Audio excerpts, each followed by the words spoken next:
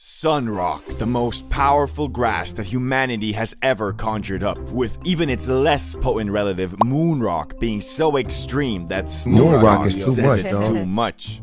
And since I had once already traveled to the moon and made it back alive, barely, I saw it only fitting for me to conquer the sun as The well. ultimate is sun. But unlike last time, where I was in Amsterdam with my brother and had the comfort of tweaking together, this time I was alone, nearly 6,000 miles away from home, in the city of sin, Las Vegas, Nevada.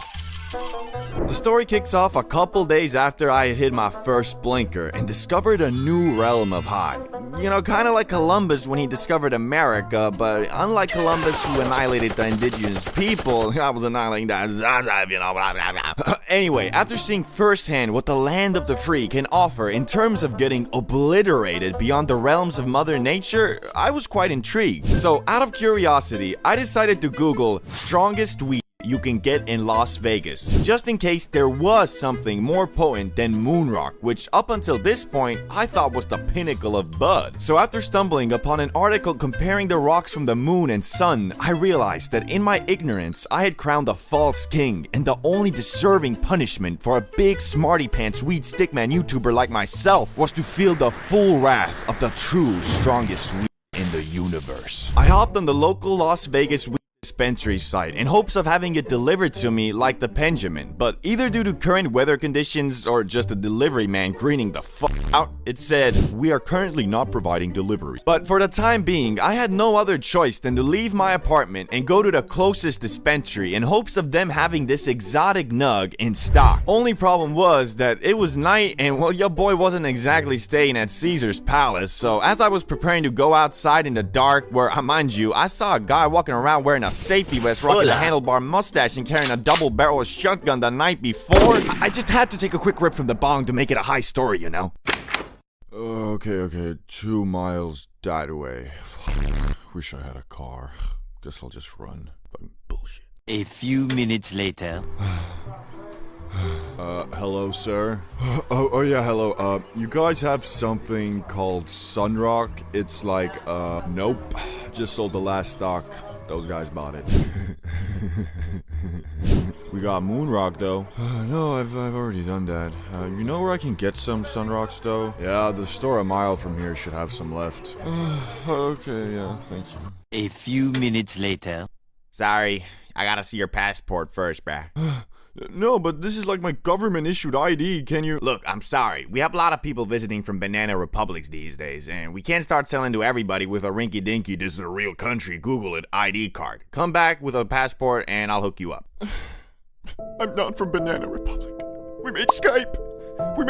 Hello there. Yes, I had to now walk back 3 miles, get my passport, walk another 3 to get the Sunrock, and then walk another 3 back home. And mind you, I had already ran 3 miles too. So you know, of course, cause your boy fast as bolt, quick as an electrical jolt, I got an Uber. Back home, but now I was fresh again, so of course, I put on my Space Jams and I got an Uber. But then when I was there and showed my passport, received my $80 weed, I was not trying to get robbed on the walkway filled with homeless camps in Las Vegas fiends, so I got an Uber. Finally, after wasting a week's transportation budget in 40 minutes, I was back in my apartment, Sunrock in hand and rolling papers in my pockets. And yes, unlike last time with the Moonrock, I wasn't about to smack that shit from my bong and get assimilated. Cause from the blinker I had done a couple days back, I learned my lesson about concentrate. Do not underestimate it. So I rolled me up a Slimmy Slimmer, basically a very small J. And something you might not know is that with these caviar nugs like Sunrock, you're not really supposed to grind them with a regular grinder, so I just used my fingers to break the nug apart, and because of that, well, let's just say the airflow on this J was god awful. Later on I would find out you're not supposed to smoke Sunrock from a J at all, but hey, you live and you learn. Anyway, I went to my patio and attempted to light this abomination, and I mean, it really was. Imagine taking some A4 Wagyu steak and serving it in a dirty bucket, but alas, I still...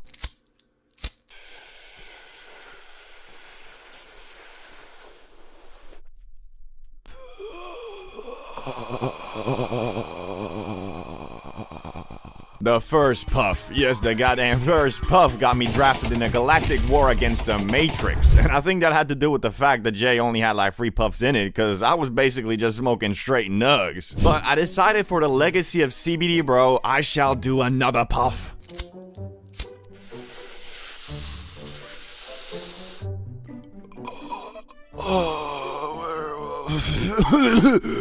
The French Revolution, the Napoleonic Wars, the moon landing, the splitting of the atom, the theory of relativity. It all flashed before my eyes because I now saw the world from an interstellar position. And I would love to say I now went on some grand adventure and discovered the Holy Grail with some Las Vegas crackheads, but this was different. The high was spent glued to my couch, wondering the meaning of the universe and how I had traveled 6,000 miles across the ocean and was now sitting on a couch in some random Airbnb completely and utterly blasted beyond human understanding. After about 15 minutes of doing literally nothing but staring at my wall, I decided to watch some YouTube and found this guy called Oversimplified who makes these historical animation videos and spent a good portion of my high learning about the history of our world. Too bad I don't remember a goddamn thing, but at the time I felt like I was really becoming a damn scholar. I guess the lessons and memories of that high are waiting for me once I return to the land of the sun.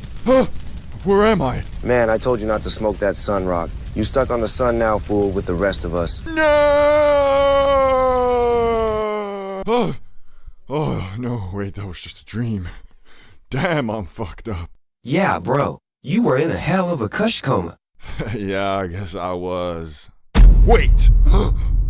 Bro, I got stuck in a kush coma, my dudes. Shit was crazy, and I don't actually remember the exact dreams I saw, but they were pretty trippy, and it was one of those inception things that had me waking up from a dream into another dream, son. Safe to say, I had gotten assimilated. But it was kind of nice, because it was a real clear high without anxiety, which usually when you get that obliterated, it always comes accompanied with just a little bit of anxiety at least. So, are sun rocks stronger than moon rocks? Yes, but the main thing I took from this high was that they also kinda better, but I mean, I've only done both once. Edibles, part of the holy trinity when it comes to getting as faded as humanly possible. And the reason they are so potent is that in the act of cooking the za, the THC transforms into something beyond its normal powers and becomes Super Saiyan za, or 11-hydroxy-THC. But let's stick to Super Saiyan, cause that other name isn't really cool.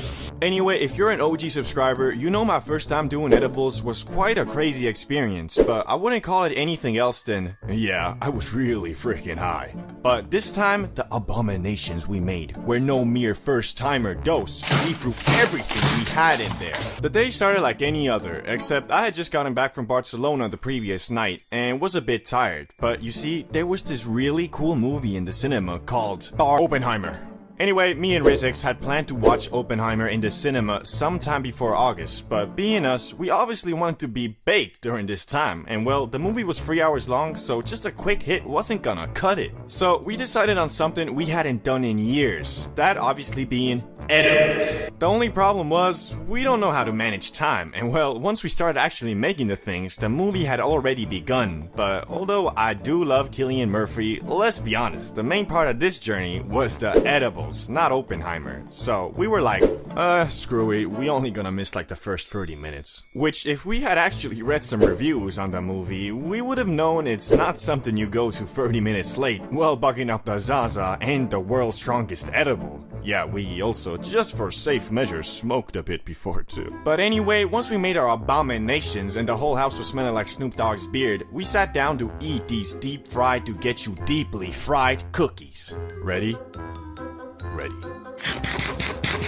Bruh, they're so dry, man. Yeah, so they were awful in the taste department, but in the how messed up they gonna get you apartment, well, you'll find out soon enough. As I said earlier, just for safety, in case they were duds, we also smoked up a bit before, and we're feeling like medium-sized, cooled on the kitchen counter pizza rolls, even before the cookies hit. As we arrived in the cinema, we were, well, a little bit scared, but also excited to find out what these monstrous things were going to do to us, because, well, we hadn't done edibles in ages, and knew our tolerance towards them was zero. After buying popcorn and a medium drink, we walked in the cinema, took our seats, and sat down to watch the movie, which had been going on for 40 minutes at that point, but we thought we could still enjoy it, and we did until...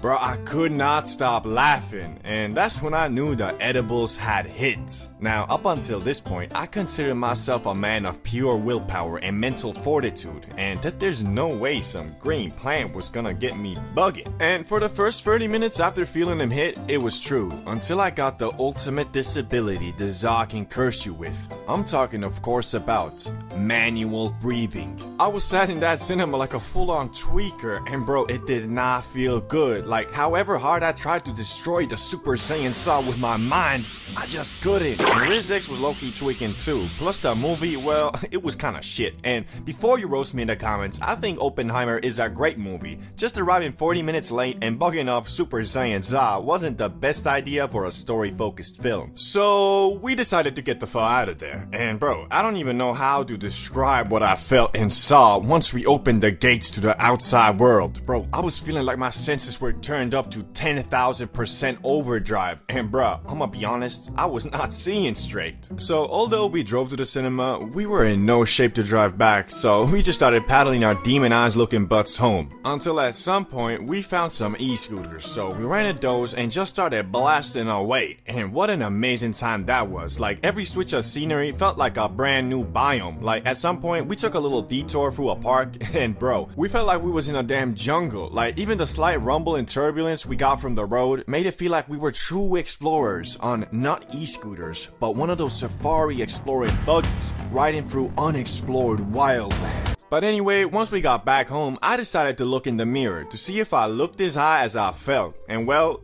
I looked more high. Like, I didn't even know your eyes can get that red, but there they were, looking like the eyes of the damn devil himself. Speaking of getting high AF, we doing a smoke sesh on the Discord on Sunday, where it's mine and your job to get absolutely bedazzled and just chill the fuck out. Anyway, link for the disc will be in the pinned comment, so make sure you join and pull up on the sesh. Anyway, back to me looking in the mirror. As I looked in the mirror and saw nothing but an empty vessel wandering the wrong plane of existence staring back, I got a bit frightened, cause man, I swear, my reflection was not moving in sync with me yet again. But this time, it was even worse, cause I was like 4 times higher than I was when I first did edibles. So what happened next, you might be wondering? I was bugging out, looking like an uncooked steak, and I couldn't focus on anything longer than 1 second. Well, I went to sleep. Cause one good thing I will say about the trip, the comfortability I felt in my bed was unlike anything I've ever felt before. My blanket was just a perfect temperature, my mattress the perfect fit, and my pillow the perfect place to lay your head. And because of that, and I'm not exaggerating on this,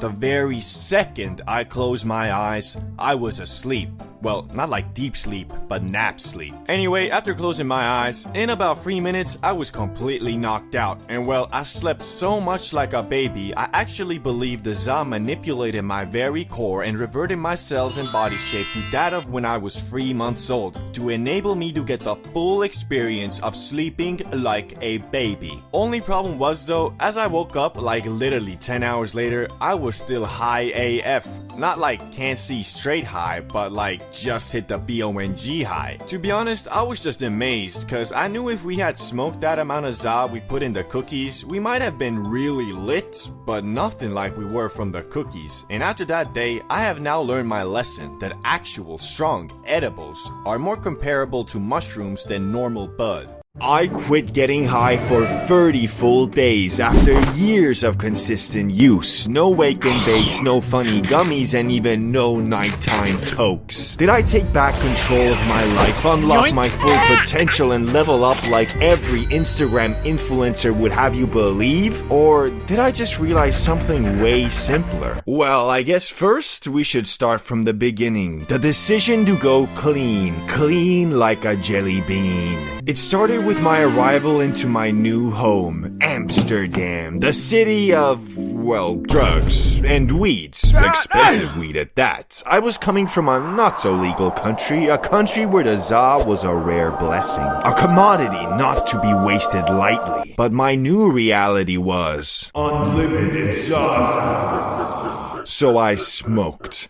I smoked weed every day, and the more I smoked, the chiller I got. I had made it, coasted up in my apartment, living like a king, playing Crimson Desert, eating pizza, and shooting hoops. Happily ever after, right? Well, the thing with happily ever afters is they don't exist. But the more I smoked and the more I chilled, the more I wanted to believe that they did. I was getting so faded and abusing the things in my life that actually had value as tools for unwinding and turning them into the main quest line. But inside, I felt empty. Not depressed or anything, but like something was missing. Purpose. And the way I had programmed my brain over that time was simple. Feel empty equals smoke it away, which we all know isn't exactly healthy. Until finally I snapped. I was tired of always being chill, always being calm like nothing's wrong when clearly something was wrong. So for the first time I started thinking, it's the weed. It's gotta be the weed. That's easy. I'll just quit. Okay, well, maybe after tonight. 1 day later. Wait, I was supposed to quit. Oh well, since I'm already faded, I'll do it tomorrow. The next day. Life is a highway, and I wanna ride it all night long. Wait, I wasn't supposed to smoke today. Fuck.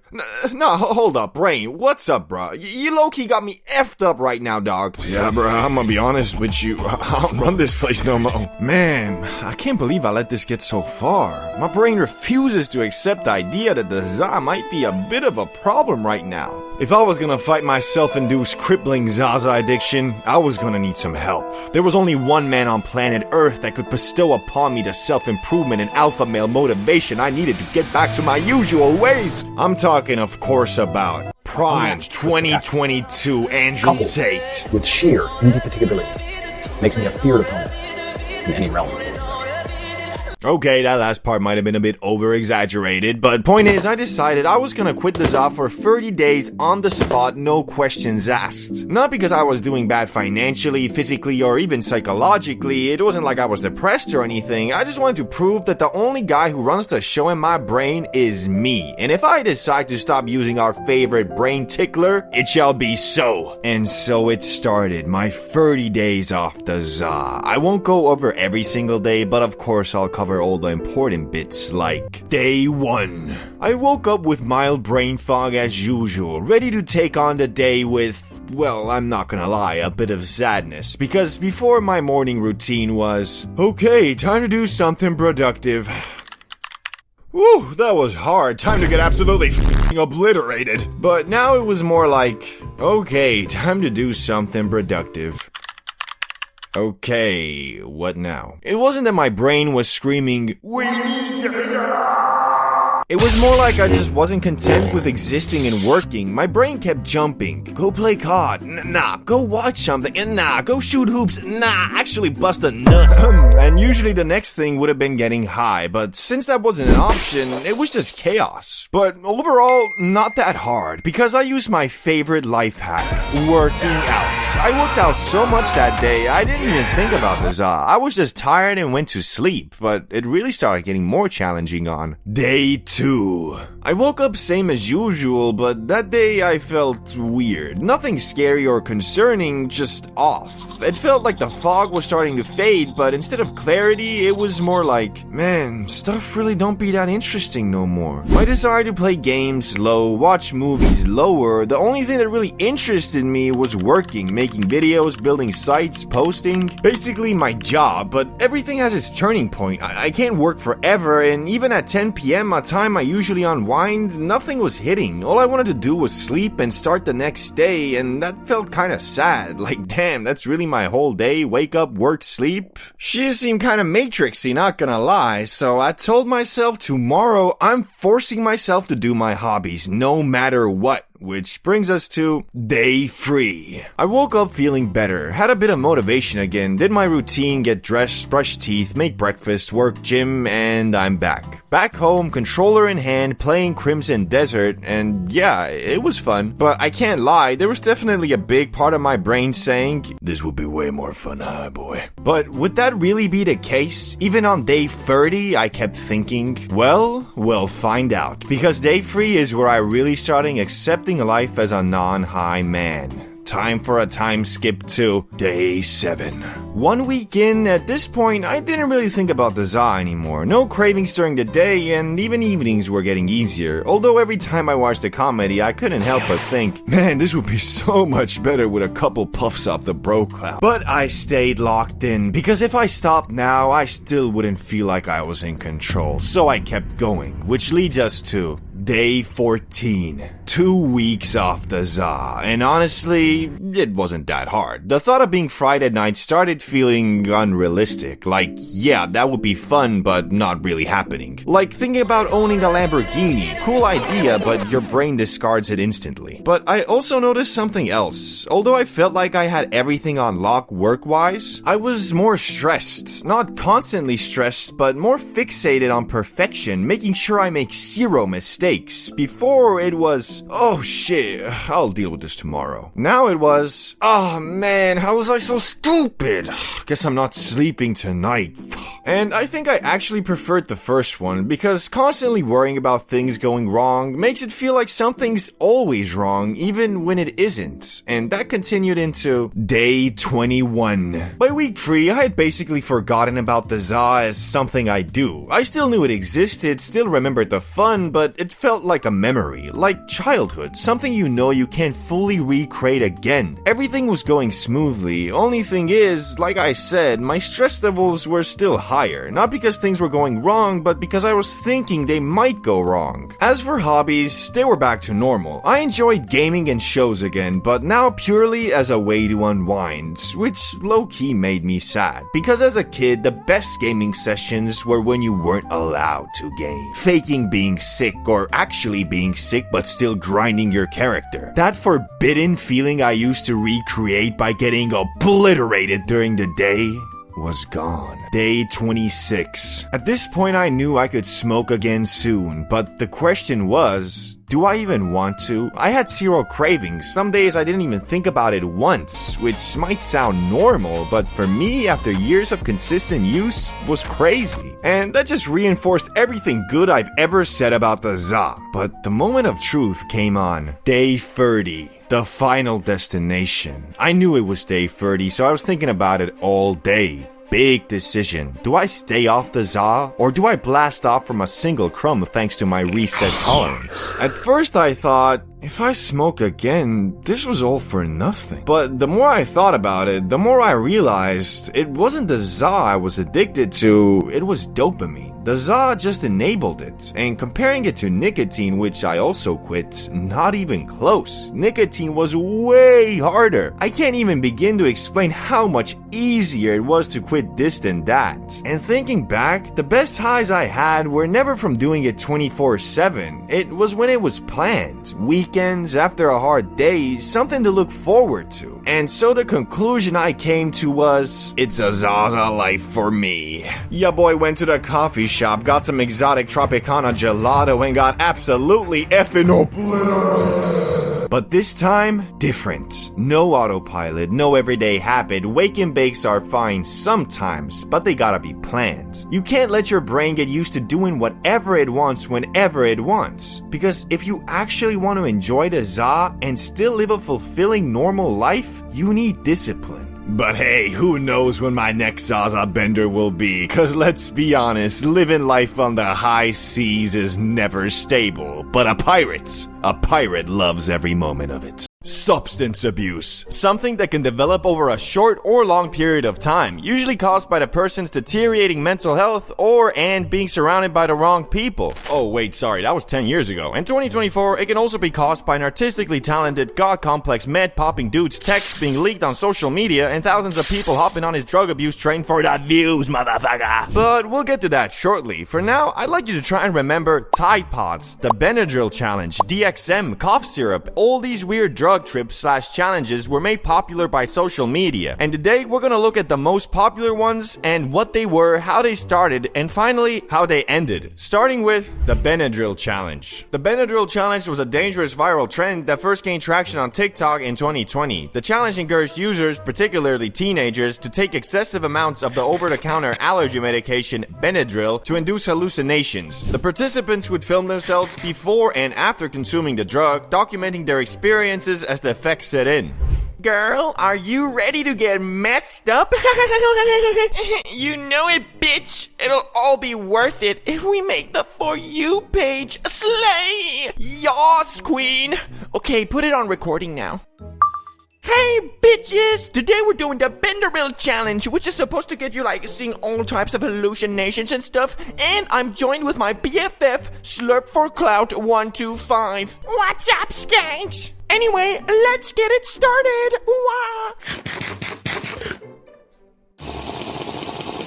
Wah. Okay, let's see how this goes. A few moments later. Ruffles, when did you learn how to talk? I didn't. This isn't even real. You're having a seizure right now, you dumb motherfucker. Jeff, you wake up. The Benderbill is fucking crazy.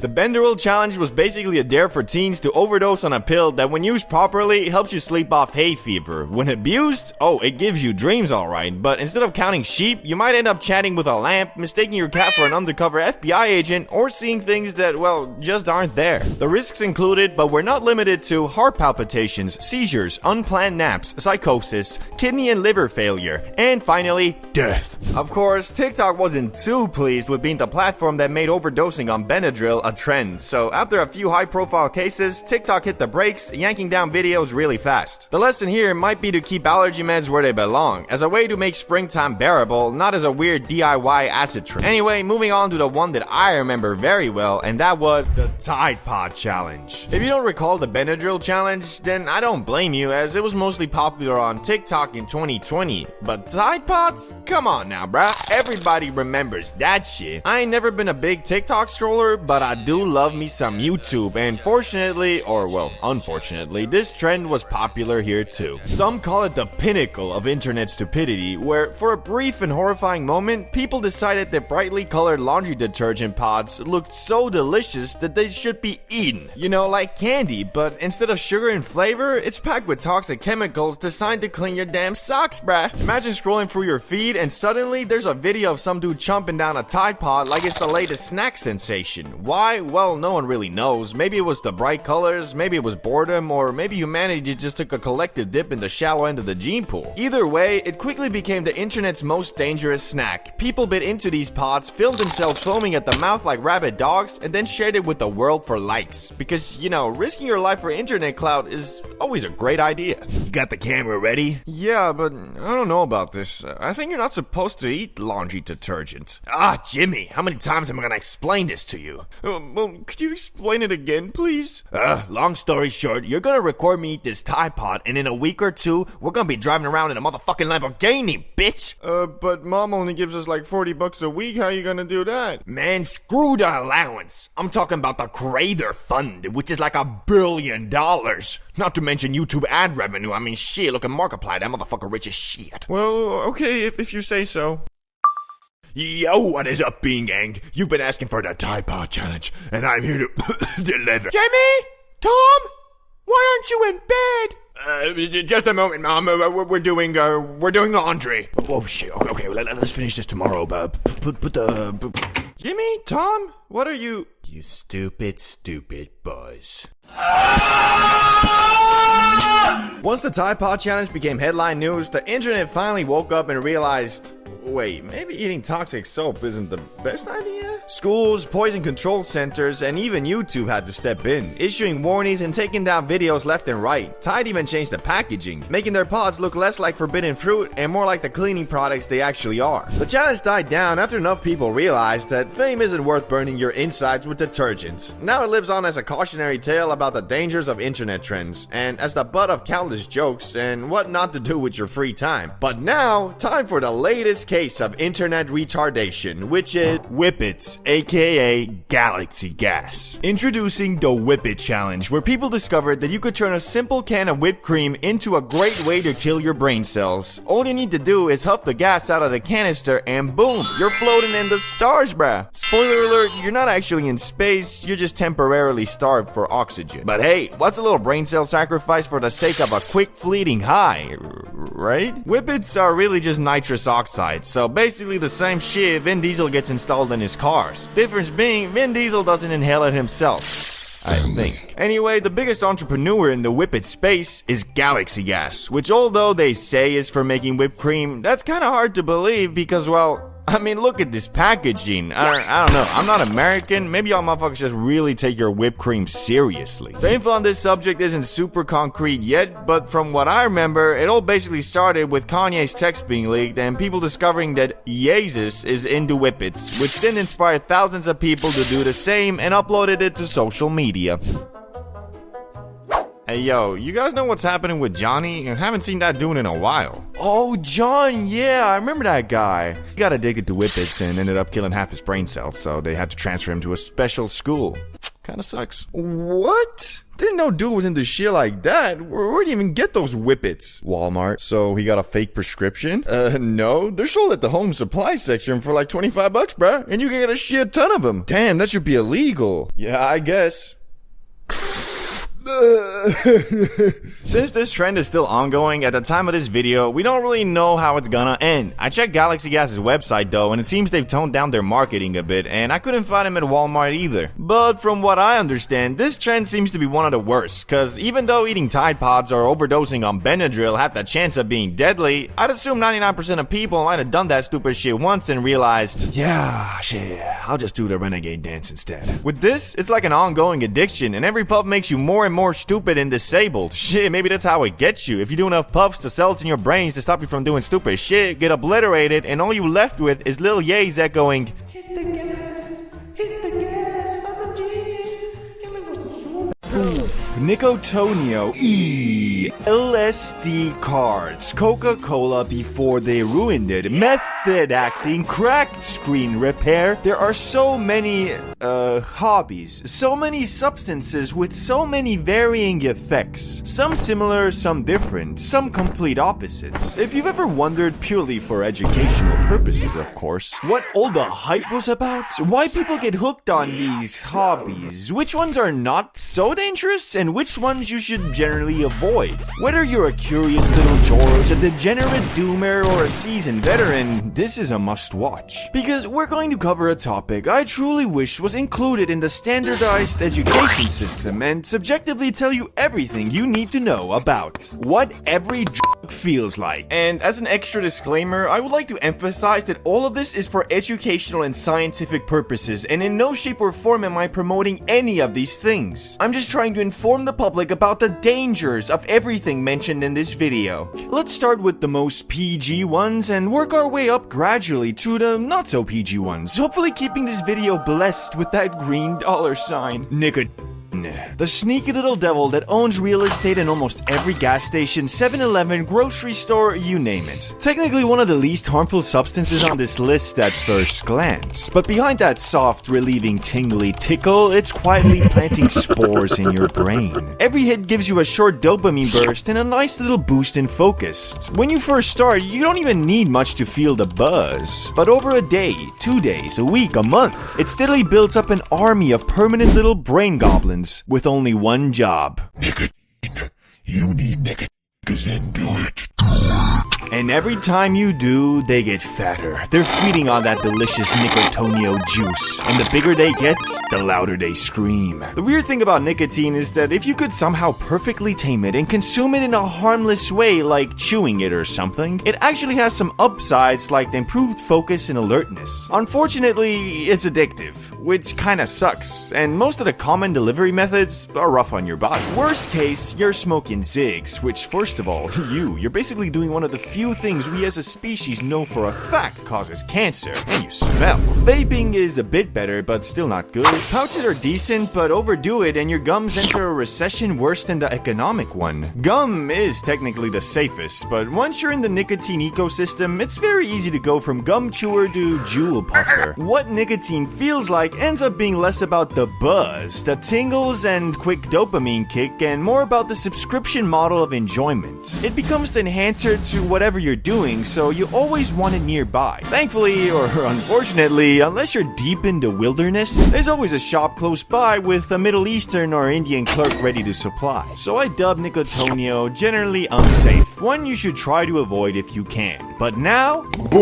nature's gift to humanity, the harmless plant of harmony. Well, unfortunately, however much I wish that were true, it's not. When you take a puff off Gandalf's pipe, what you feel varies a lot person to person, but generally you'll get a sense of chillness and acceptance. It increases the meaning and interestingness of things around you. Mundane stuff becomes content. Puff too much though, and you overshoot the sweet spot, and every extra molecule of Zaza just starts overwhelming your senses and thoughts, sometimes causing anxiety, the very thing it promised to destroy. The vibe also depends a bit on the type. Puff some Vietnamese sativa and you'll usually feel more energetic and mentally active. Go Indicano and you're in gravity modes. But overall the core feeling is similar, it's mostly the expression that changes. Boof tends to fit better with goal-driven people and not so well with naturally chill people. Why? Because if you're very driven, it helps you relax, and it's harder to get hooked, since it's only really enjoyable when you're not drowning in responsibilities. But if you already don't give a fuck, the Zaw can amplify that and potentially lock you into permanent chill modes, which can send life stats downward. That said, many people use it responsibly and get relaxation, connection, and increased enjoyment of simple things without developing dependency. So I'd call grass moderately safe. Not a must avoid like Nicotonio, but definitely one to treat with caution. Moving on to another one of nature's fruits though, mushrooms. Mushrooms are less of a feel-good boost and more of a journey or mission. Unlike substances that reliably make you feel good every single time, mushrooms are just as capable of making you feel not so good if your mindset or setting is off. After eating them, your stomach might do a little gymnastics routine, and after about 30 to 45 minutes, you'll likely start smiling at shapes and giggling at things that absolutely don't deserve it. The come up can feel like being faded, but with a clearer head. Dose matters a lot. Lower doses feel playful, thoughtful, colorful. Higher doses go deep. Very deep. I've had doses where I felt like a cartoon character, laughing, overthinking everything, seeing light pattern movement, and breathing visuals. And I've had doses where it felt like I was visiting another dimension, reality warping, control reduced, thoughts spiraling into questions about existence itself. But every trip shares one thing, the afterstates. Mental clarity mixed with exhaustion. Mushrooms are generally mentally taxing, so you usually don't feel like jumping right back in. It's like watching a long confusing movie and then needing an explanation video, not another confusing movie immediately after. They're not typically addictive because tolerance builds fast and the experience is demanding, but psychological attachment is still possible, especially with frequent microdosing turning into a daily mental crutch. Still, overall I dub mushrooms pretty safe, especially since many people report long-term positive mental effects even from a single well-handled trip. But now for the party pill, the one that makes everything feel good by massively boosting serotonin. Basically, it takes a big chunk of your brain stored happiness chemicals and drops them all at once over a few hours. In the moment, it can feel incredible. True bliss is honestly the best way to describe it, but there is a dark side, a very dark side. What it feels like during is emotional warmth, connection, empathy, music hitting different, people feeling amazing, conversations feeling important.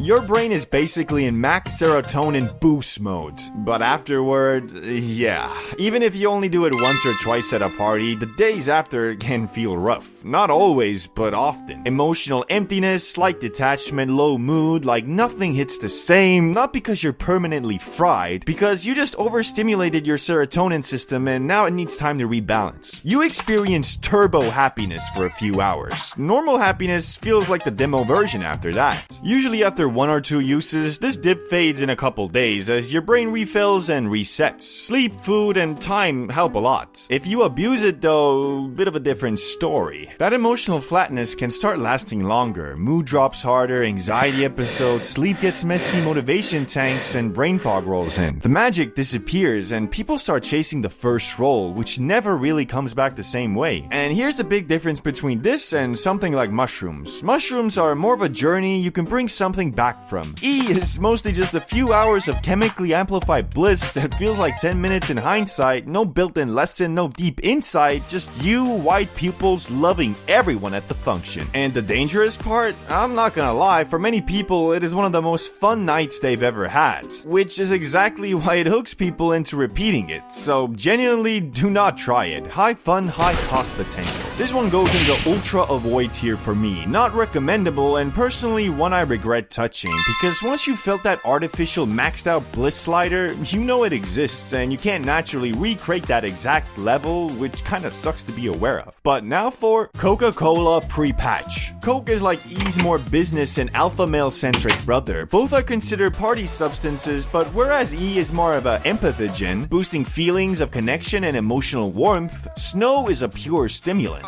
It doesn't make you feel connected, it makes you feel like you're the shit. Confidence, speed, alertness, that's what it boosts. Your brain feels sharp, your mouth runs at 2 times speed, your ideas feel brilliant, and your jokes feel amazing, even when they absolutely are not. It's definitely a very fun time, but one you're more likely to look back on as, man, why did I say that, than you would with E. Because unlike E, where you're hugging people and talking about childhood memories, Coke mode is more like interrupting people, explaining things nobody asked for, and feeling like the CEO of the room. The big difference is duration too. Coke hits fast and leaves fast, which sounds nice, but that's also the trap, because when it drops off quick. And that's when the redose demon taps you on your shoulder. Just one more time, bro. You need that boost to pull that baddie. And that one more loop is where a lot of people get caught. The crashes are just as bad as E, but different. Less emotional emptiness and more dopamine drought. You feel drained, irritable, unmotivated, like nothing feels rewarding, sleep gets weird, appetite swings, and your brain feels like the fun switch got turned off. With heavier or repeated use, that low drive, low mood state can last days or even weeks. And again, unlike mushrooms, where the experience is the point, or even E where people chase emotional connection, Coke is mostly just speed, ego, and stimulation. No built-in lesson, no afterglow wisdom, just borrowed energy with interest. But, well, I guess the upside or risk or whatever is that you can be highly functional on Snow, kind of like Adderall but with a side dish of ultra confidence. But still, this one lands firmly in the ultra avoid tier for me too. Drugs. Something America has been fighting against for over a century, yet this endeavor hasn't been very fruitful. Basically, imagine the ocean as all the drugs in the US, and they have thousands of people with buckets slowly emptying it out. But the problem is, on the other side of the ocean, there's dudes like Pablo Emilio Escobar Gaviria who have direct pipelines feeding in endless amounts of pure Colombian cocaina. But you know, Pablo was the GOAT narco. Surely after defeating the Medellin cartel, things would get... Oh, well, fuck. Basically, because the US is by far the biggest market in the world, there will always be tons of entrepreneurs, mostly South American, who want to invest. And because starting a tech company with only 100 pesos and a 2-cylinder motorbike is pretty hard, why not settle for the next best thing? Drugs. From the opium crisis of the late 19th century to the current fentanyl one, we are going to look at every drug epidemic in US history and hopefully by the end of it, learn why the fuck does this keep happening. So let's start it off with the first one. The opium epidemic of the late 19th century. Welcome to the late 1800s, where opium is basically America's favorite snack. Got a headache? Opium. Can't sleep? Opium. You're feeling a little bit down? Yup, opium. Doctors were out here handing them out like strip club invites on the Las Vegas Strip, especially in the form of laudanum, a fancy mix of opium and alcohol. Started from the bottom, now we here. Started from the bottom, now my whole team fucking here. Hey, yo, doc, you think I could get a quick refill on that prescription laudanum? You know, that good shit. Sorry, John, we're all out. But here, take this Jack Daniels and powdered opium. Just smack a hit from the pipe and wash it down with the Jack, if you know what I mean. That should get you back on track. To rehab. Oh, geez, thanks, doc. Now, excuse me as I go get fucked up on my medicine and partake in my favorite 19th century pastime, beating my wife. Godspeed, John. But then the Chinese immigrants arrived, working hard and bringing along the practice of smoking opium in dens. These dens were kind of like the Starbucks of the day, except instead of coffee, they served up a bowl of relaxing opium. Naturally, this made some folks nervous, cause nothing says panic like a little cultural exchange mixed with drugs. Then came the moral outrage, which wasn't just about the opium, but also had a hefty dose of racism. Suddenly people decided opium was bad news, especially when it involved Chinese immigrants. So San Francisco passed a law in 1875 targeting these opium dens, effectively saying no more public opium fun for anybody. By 1914, the US government got serious with the Harrison Narcotics Tax Act, making it way harder to get opium without a lot of paperwork. And just like that, the first US drug epidemic started to fade, leaving behind a legacy of questionable drug policies and a whole lot of finger pointing. So what did we learn, or rather should have learned? Well, maybe that it's a bad idea to get the entire country hooked on a substance before figuring out how addictive it is, and that blaming everything on immigrants never really solves the problem, but alas, this lesson was forgotten pretty fast. Now let's jump to the second multi-drug epidemic, which was the heroin, speed, and barbiturates crisis of the mid-20th century. Did you know heroin wasn't always the notorious bad guy we know today? In fact, it started as a miracle drug that was supposed to cure people of their morphine addictions, which I think you're probably starting to see a bit of a pattern here with the US being overly confident in their medical knowledge and getting people hooked on hardcore drugs. Tom, what are you doing with that morphine? Oh, well, I've had this headache since the morning. Well, good luck with that. Morphine is like super addictive, bro. What's that? Oh, this is just heroin. It's like way better than morphine, like way better. Heroin is in fact better than morphine, specifically 2 to 3 times strong. Better. Anyway, doctors back then really did think they'd hit the jackpot. Got a cough? Here's heroin the hero. Feeling a little down? Heroin's got your back. But instead of curing addictions, it just traded one addiction for another, stronger one. And people got hooked faster than you can say Chains FR clone. Fast forward to the 1960s and 70s, and heroin was like that super obnoxious drunk guy who refused to leave the function. It spread like wildfire, especially in cities. You had everyone from jazz musicians to war veterans getting tangled up in heroin's sticky web. It was cheap, it was potent, and it was everywhere. And then came the crime. As you might guess, a bunch of people addicted to opioids isn't exactly a recipe for peace and harmony. Crime rates soared and cities became battlegrounds, with heroin at the center of it all. The government's solution? A big shiny war on drugs, which mostly involved cracking down on users and dealers with the subtlety of a sledgehammer. Instead of helping addicts, they threw them in jail, which was about as effective as smoking indica to boost productivity. Around the same time, there were actually 2 other drugs that were causing havoc as well: barbiturates and amphetamine, aka speed. On one hand, you had amphetamines, or you might know it by its street name, speed. No, not that speed. That speed, yeah. But why was it called speed? Well, cause one dose of these Chaos Emeralds could get you tweaking around like Sonic. These little fuckers were like rocket fuel. Feeling tired? Pop an amphetamine. Need to lose weight? Amphetamines to the rescue. Trying to stay awake for 3 days straight to grind the new Call of Duty Black Ops 6 and become an omni-movement god before anyone else?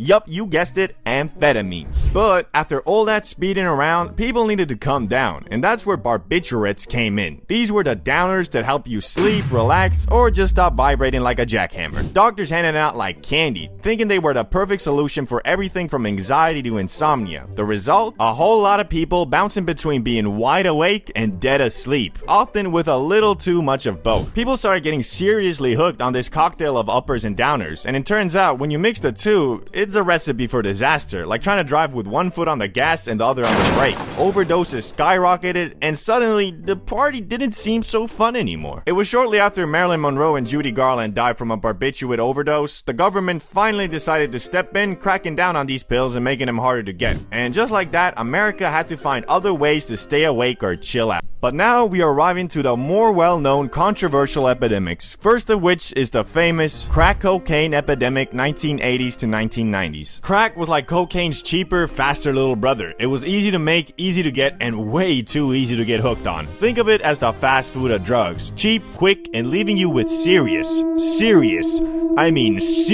regrets. Crack hit poor urban neighborhoods the hardest, spreading like crazy. Suddenly, everyone and their mama could afford to get high, and before you knew it, communities were being torn apart by addiction and crime. The government's solution? War on drugs, Infinity War. Okay, that's not what they called it, but I mean, it was technically a sequel to the original War on Drugs. But unlike the Avengers, who went after the big bad guy behind the chaos, it mostly involved locking up minorities, even if they were caught with even a tiny, teeny bit of crack. It was like a cruel game of gotcha, where basically everyone lost. Crack is also one of those drugs that if you do it once, it changes the biochemistry of your brain. The euphoria you feel from smoking that shit goes way beyond what the brain can produce itself. So once Once you get that feeling, your brain will start equating true happiness with smoking crack. That's why even people who are able to quit will most likely never be the same again. If you ask Dave Chappelle, the whole thing was a tragic, darkly ironic mess. He pointed out that when crack hit black communities, the government's response was all about punishment, not help. Fast forward a couple of decades, and when opioids started affecting white communities, suddenly everyone's talking about treatment and compassion. As Chappelle famously joked, it's funny how the tune changes depending on who's affected. The crack epidemic wasn't just a drug crisis, it was a stark lesson on how race and class can influence government response. And while crack might have faded from the headlines, the impact of those years is still being felt today. But before we can get to the current opioid and fentanyl epidemic, we have to quickly skim over the drug best known from a bald cancer patient with a chemistry degree. The meth epidemic, 1990s to present. If you thought Red Bull gives you wings, meth gives you freaking rocket boosters. It's cheap, it's easy to make, and it turns you into a jittery paranoid tweaker real fast. Meth, like everything else in this video, spread like wildfire, especially in rural areas where it became the go-to solution for anyone needing to stay up for days or just looking for a fun time. Before long, meth mouth and tweakers became common sights, and communities were left dealing with the fallout. The government's response cracked down on the ingredients. Suddenly, buying cold medicine felt like trying to smuggle pure Colombian. But despite the regulations, meth didn't go away, it just got sneakier. Hello? Hello, Doc. Yeah, funny story. Basically, everyone in my community, family, and all my friends and shit, you know, they got a nasty cold, so, you know, I'm gonna need, like, all your cold medicine, like every last bit, bruh. Sorry, you don't look very sick to me. Trust me, doctor. I'm a sick man.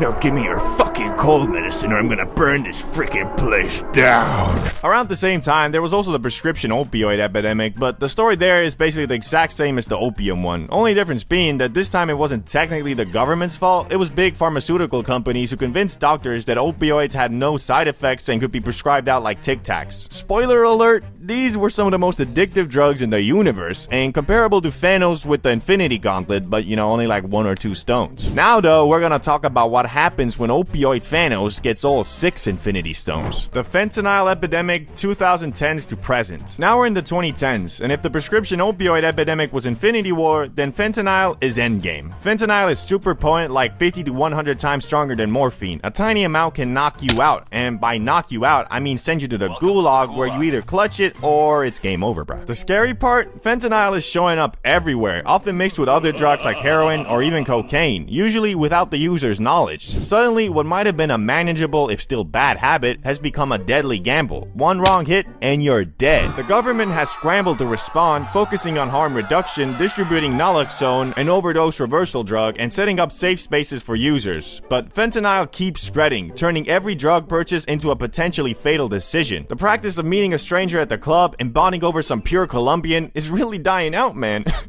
All jokes aside, if the devil is real, then fentanyl is 100% his doing. Out of all the legit hardcore drugs talked about in this video, this makes them seem like some indigo weed. Whoever sells fentanyl knowingly should be judged not as a drug dealer, but as a murderer with intent to kill. I'm grasping at straws here, but the only good thing that might come out of this is awareness about the dangers of drugs. And although teenagers are stupid, I'd hope that this crisis might push away would-be first-time drug users, as the chance of literally dying from doing anything is so likely these days, you might as well be playing Russian roulette. And now you have the full overview of American drug epidemics. What did we learn? Well, we might have learned a lot, and I don't know about the government though. Hopefully, I guess. There are so many, but don't get it twisted. Just because something is a drug doesn't automatically mean it was meant to be consumed in the dirty stalls of nightclub bathrooms. Even most of the substances that do fall into that category were never intentionally designed for it. Take one of the most famous magic powders, for example, cocaina. Like many other potential life-destroying addictions, Coco Loco didn't mean any harm. In fact, I bet when Albert Neiman isolated coke from cocoa leaves in 1860, he had no idea he was setting the stage for future South American entrepreneurs to thrive. It was actually first used as an anesthetic by dentists and surgeons. But over the next 150 years, it morphed into what we know today. Coco Loco was praised as a miracle drug for fatigue, depression, and even toothaches. It was a common ingredient in tonics, elixirs, and yes, Coca-Cola. Sigmund Freud, the famed neurologist, was one of its biggest advocates, calling it a magical substance and even prescribing it to his friends and patients. Unfortunately, Freud later regretted his enthusiasm when he realized the drug's ultra-addictive properties, particularly after seeing his friend Ernst von Fleischli-Marxov develop a severe addiction. But hey, what you gonna do? Well, lay off the coke, I guess. But $200 per gram snow isn't the only notorious drug that was once legal. In fact, I think you'll be quite surprised by how many of today's big no-no substances started off their career as miracle drugs and were prescribed as medicine by doctors and shit. Which the next one we'll be talking about was actually used in World War II to create super soldiers unafraid of death. Basically, imagine the entire plotline of Captain America the First Avenger, but instead of that blue super serum, they had methamphetamine. World War II super soldier pills. World War II wasn't just a clash of nations, it was a showdown fueled by, well, meth. Every major power looked at methamphetamine and said, you know what would pair nicely with tanks and fighter planes? What? Okay, hear me out. A highly addictive stimulant that makes soldiers feel invincible. That way, if somehow survive the war, they won't just have the PTSD, they'll also have the crippling drug addiction. What combo? You, sir, are a genius. I'll run it by Evil Mustache Man tomorrow. The Germans were all in on methamphetamine because, well, of course they were. In 1938, a German pharmaceutical company developed Pervitin, which was essentially meth in pill form. It was so effective at keeping soldiers awake and focused that it earned the nickname Panzer Chocolate, because nothing says war effort like drug-laced can. Blitzkrieg tactics, rapid, relentless, no-sleep attacks weren't just about strategy. German soldiers were popping Pervitin like they were at a rave. The drug kept them awake for days as they marched across Europe, which might explain the whole let's invade everyone vibe. Soldiers wrote home about how great it was. I felt alert, powerful, and unstoppable. Translation, Dear Mom, I am on meth. It is amazing. Fun fact, Adolf Hitler himself was a walking pharmacy. His personal doctor, Theodor Morell, gave him regular methamphetamine injections to keep him energized. Some even considered that it might have been his downfall, because, well, it is hard to keep a clear and strategic mindset while you're on more drugs than a festival main event. Japan wasn't about to be left out of the stimulant arms race either. Their version of meth, Philippon, was handed out to soldiers, factory workers, and kamikaze pilots. Yes, kamikaze pilots. Imagine being told, hey, so looks like you're flying a one-way mission today, aka you're going to die, but here's some meth to make it more fun. Japan for the win! Fist bump? No? Okay, well, I'll be on my way. Handing out more meth. The Allies weren't innocent in this drug-fueled war either. Well, they didn't have Pervitin, they had Benzedrine, an amphetamine that was basically meth's slightly less chaotic cousin. British and American troops popped these pep pills to stay awake during long bombing raids and grueling marches. British Royal Air Force pilots used Benzedrine to stay awake during night raids. Some of them were so wired that after bombing German cities, they'd come back, clean their planes, and write detailed mission reports. In cursive. Side effects? Well, a few pilots became so overconfident they ignored orders, which is probably not ideal when you're flying a plane full of explosives. By the end of World War II, methamphetamine had carved out a reputation as both a war hero and a total disaster. Sure, it helped soldiers stay awake, march faster, and bomb better, but it also turned them into jittery, paranoid wrecks. Post-war, many soldiers came home with what we might call battlefield meth habits. Nothing like trying to adjust to civilian life while also coming down from a free-year stimulant bender, eh? Which makes me wonder, what if instead of meth being the substance of choice in World War II, everybody was just smoking the Lord's loud? We must invade everyone. We must kill everything.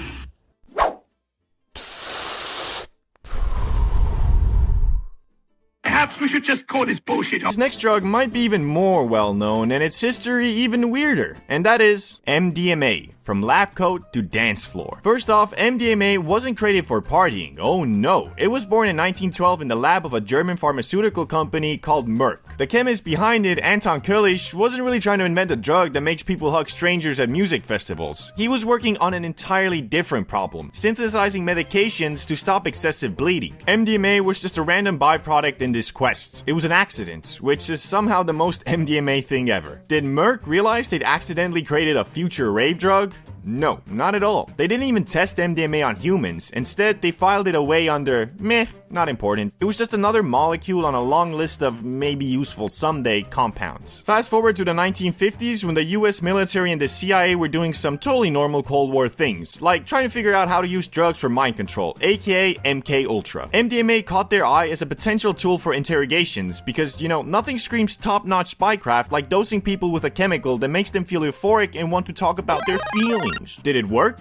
Not really. Turns out making someone feel like they're floating on a cloud doesn't exactly make them spill state secrets. It'd probably make them say things like, you know, I feel like we should all just get along. Not exactly espionage gold. The 1970s rolled around and MDA finally found its groove, not as a party drug, but as a psychotherapy aid. Therapists rediscovered the compound and started using it in sessions to help patients open up emotionally. Why spend years breaking down emotional walls when you could just take MDMA and bulldoze through them in one afternoon?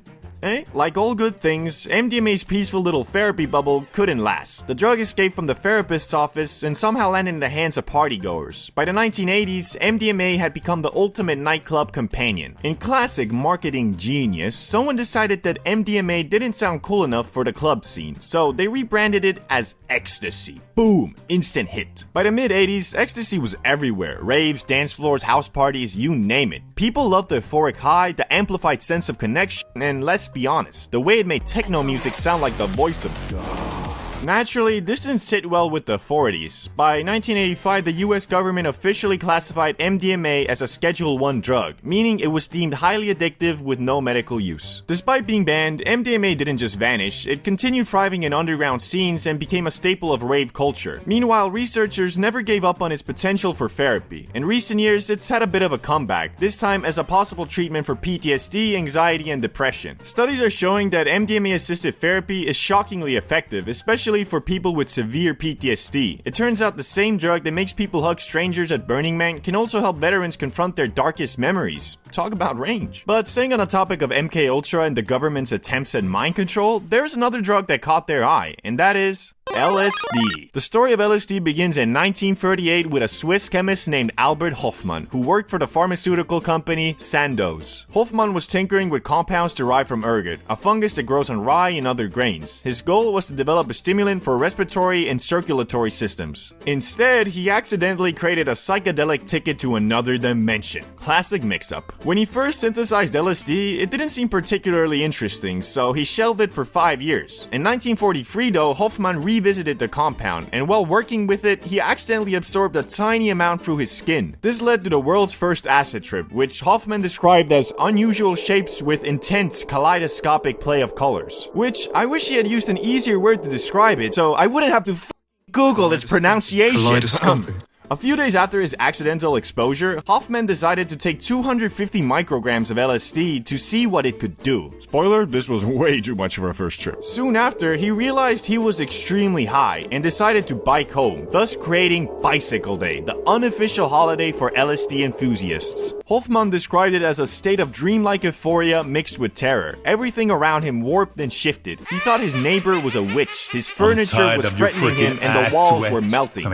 Fun! And yet, Hofmann still considered it a fascinating and valuable experience. That's commitment to science right there. By the 1950s, LSD wasn't just a curiosity, it became a promising tool for psychiatry. Sandoz marketed it as Delicit and sent samples to psychiatrists and researchers worldwide. Therapists believed LSD could help patients confront repressed trauma, treat alcoholism, and even boost creativity. It made people talk. A lot. Patients would have emotional breakthroughs, experience vivid memories, and feel like they were seeing the truth of the universe. Therapists thought they had found the ultimate shortcut to inner peace. A notable success found by researchers was that LSD could help alcoholics quit drinking, with some claiming they experienced a spiritual awakening during their trips. It was like AA, but with rainbows and fractals. As with most cool things in the 20th century, the US government took one look at LSD and thought, how can we weaponize this? Enter MK Ultra, the CIA's infamous mind control project. LSD became the drug of choice for experiments and unwitting subjects. The CIA thought LSD could be used to brainwash people, extract secrets, or turn spies into super suggestible puppets. Apparently no one told them that acid mostly makes people want to stare at the ceiling and listen to music. Awkward. Anyway, the reality was that the experiments were a mess.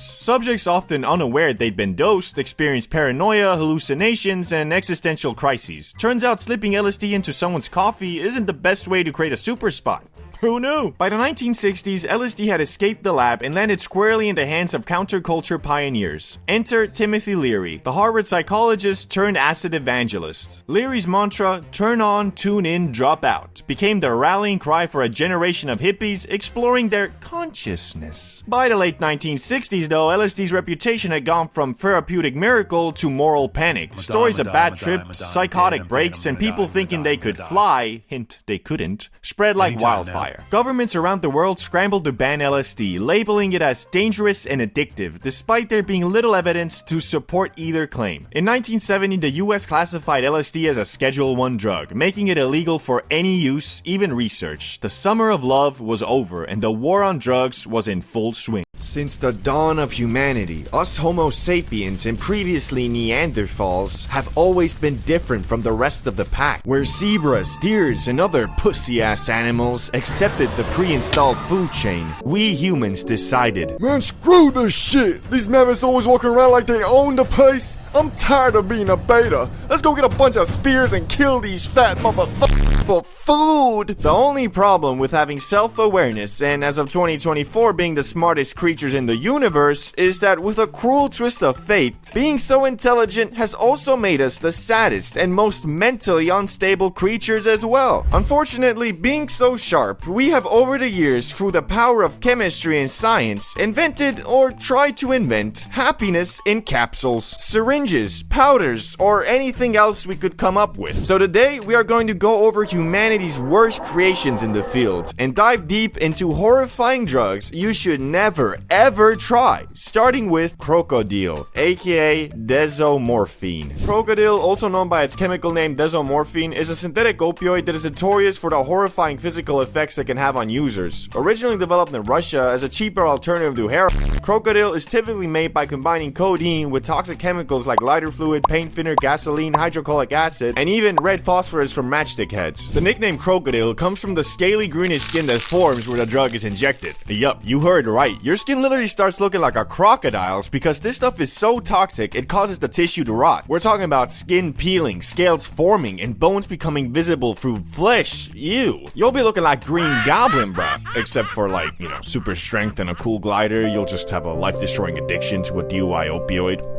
Fair deal. Desomorphine itself is a powerful opioid, synthesized from morphine and more potent than heroin in terms of its pain-relieving effects. Crocodile doesn't just mess with your brain, it goes straight for the body. After shooting up, you get a brief heroin-like high, but the aftermath? The drug stops blood flow to your skin, which then dies and falls off. So if smelling like expired meat and looking like a jockey from Left 4 Dead sounds fun, crocodile is perfect for you. Although crocodile's high is similar to heroin, it's a much shorter kick, with effects usually lasting only about 90 minutes to 2 hours. This leads to a frequent need to inject, with each rep making you more goblin-y. And with how addictive this stuff is, a full transformation is usually weeks or even days away. Once injected, the toxic additives in crocodile begin to cause serious vascular damage, cutting off blood supply to tissues. This leads to necrosis, aka tissue death, often within days of regular use. Users commonly experience infections, abscesses, and gangrene at the infection sites. The skin around the sites may rot and decay, exposing bone and tissue. Some users even require amputations because of severe infections, which after hearing all this, you might understand why some people call it unhealthy heroin. Who's that guy?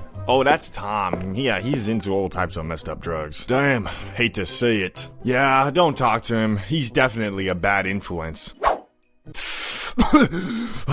Let's move on and talk about a drug that is extremely dangerous, but in a much different way, and that is scopolamine, aka Devil's Breath. If a drug could win a supervillain award, scopolamine would sweep the category. Imagine something that could turn you into the world's politest zombie, calmly handing over your wallet and life savings to complete strangers, and then thanking them on your way out. That's Devil's Breath in a nutshell. Scopolamine is classified as an anticholinergic drug, meaning it blocks acetylcholine, a neurotransmitter involved in memory, learning, and muscle control. This disruption in neurotransmission can cause hallucinations, amnesia, confusion, and loss of free will. Even in small doses, scopolamine can impair cognitive function, making users susceptible to suggestion, which is why it's sometimes exploited by criminals. High doses can lead to extreme sedation, paralysis, and unconsciousness. Basically, although not as physically harmful as crocodile, Devil's Breath literally makes you into a remote control zombie. In some parts of South America, particularly in Colombia, scopolamine is infamous for its use in crimes. Criminals blow powdered Devil's Breath into the faces of unsuspecting individuals or add it to their drinks, rendering them compliant and susceptible to suggestion. Victims often experience antegrade amnesia, meaning they cannot form new memories. They may follow commands, give away personal belongings, reveal their bank information, or even assist in robbery while in this zombie-like state with no memory or little memory of the events afterward. Hello?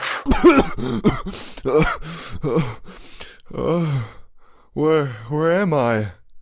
What Yo, Jack Dorothy stream fam. Here, sit down and watch this for 6 hours. Wouldn't it be like more productive for you to have me rob a bank or give you my bank details or anything else? Nope. Well, fuck. It's not all super bad though. I mean, in modern medicine, scopolamine is still used in very controlled doses to treat motion sickness, nausea, irritable bowel syndrome, and to alleviate symptoms of Parkinson's disease. At therapeutic doses, scopolamine is relatively safe under medical supervision, but its effects increase dramatically with higher doses, leading to severe mental and physical side effects. All in all, if you have plans of becoming a supervillain anytime soon, this might just be the thing to get you going. Now though, moving on to the next substance, and that is Flocka, aka synthetic bath salts, aka alpha PVP. Flocka is basically the result of someone saying, you know what, bath salts aren't intense enough, bruh. It's a synthetic stimulant, and while the high might start as a short burst of energy, it quickly turns into an episode of The Walking Dead. Only this time the zombie is arguing with a mailbox cause it looked at him funny. So how does it work? Well, imagine you're suddenly the star of an action movie where you're invincible and can outsmart everyone. Except in reality, you're flailing around the street wearing one shoe and debating philosophy with a stop sign. Flocka disrupts the brain's dopamine system, so while you feel invincible, you're actually just terrifying every passerby. Where are the Fruit Loops, you slime? You told me you'd give me my Fruit Loops today. Excuse me, sir? Are you okay? What? Of course I'm not okay, my fellow Space Ranger. This intergalactic death slime won't give me my goddamn Fruit Loops back. You got any dark matter on ya? I'm stumped without it, brah. Come to Florida. It'll be great there, shut up. Flocka users often experience what's called excited delirium. In normal people language, that's overheating while trying to lift a car. The combo of a sky-high body temperature, Hulk-level aggression, and an indestructible sense of purpose is basically a recipe for disaster. Flocka has also been known to cause kidney failure and severe paranoia. So not only do you think the trash can is plotting against you, but now you need a whole new kidney, man. The worst part is, people tend to get hooked on Flocka faster than you can say, maybe this was a bad idea. It messes with the brain's reward system, so once the high fades, users often want more. And that's how you end up asking a lamppost for directions to the nearest dimensional portal. Flocka is not here for a fun time, neither a long time. If you value your dignity and don't want to star in a viral video titled Local Man Fights Tree, Loses, it's best to keep this one off your list. Now though, for the last substance that is very well known and extremely deadly, something I've already talked about on this channel, but this one is an ongoing epidemic and destroying lives as we speak, so I feel like I have to mention it here as well. Fentanyl,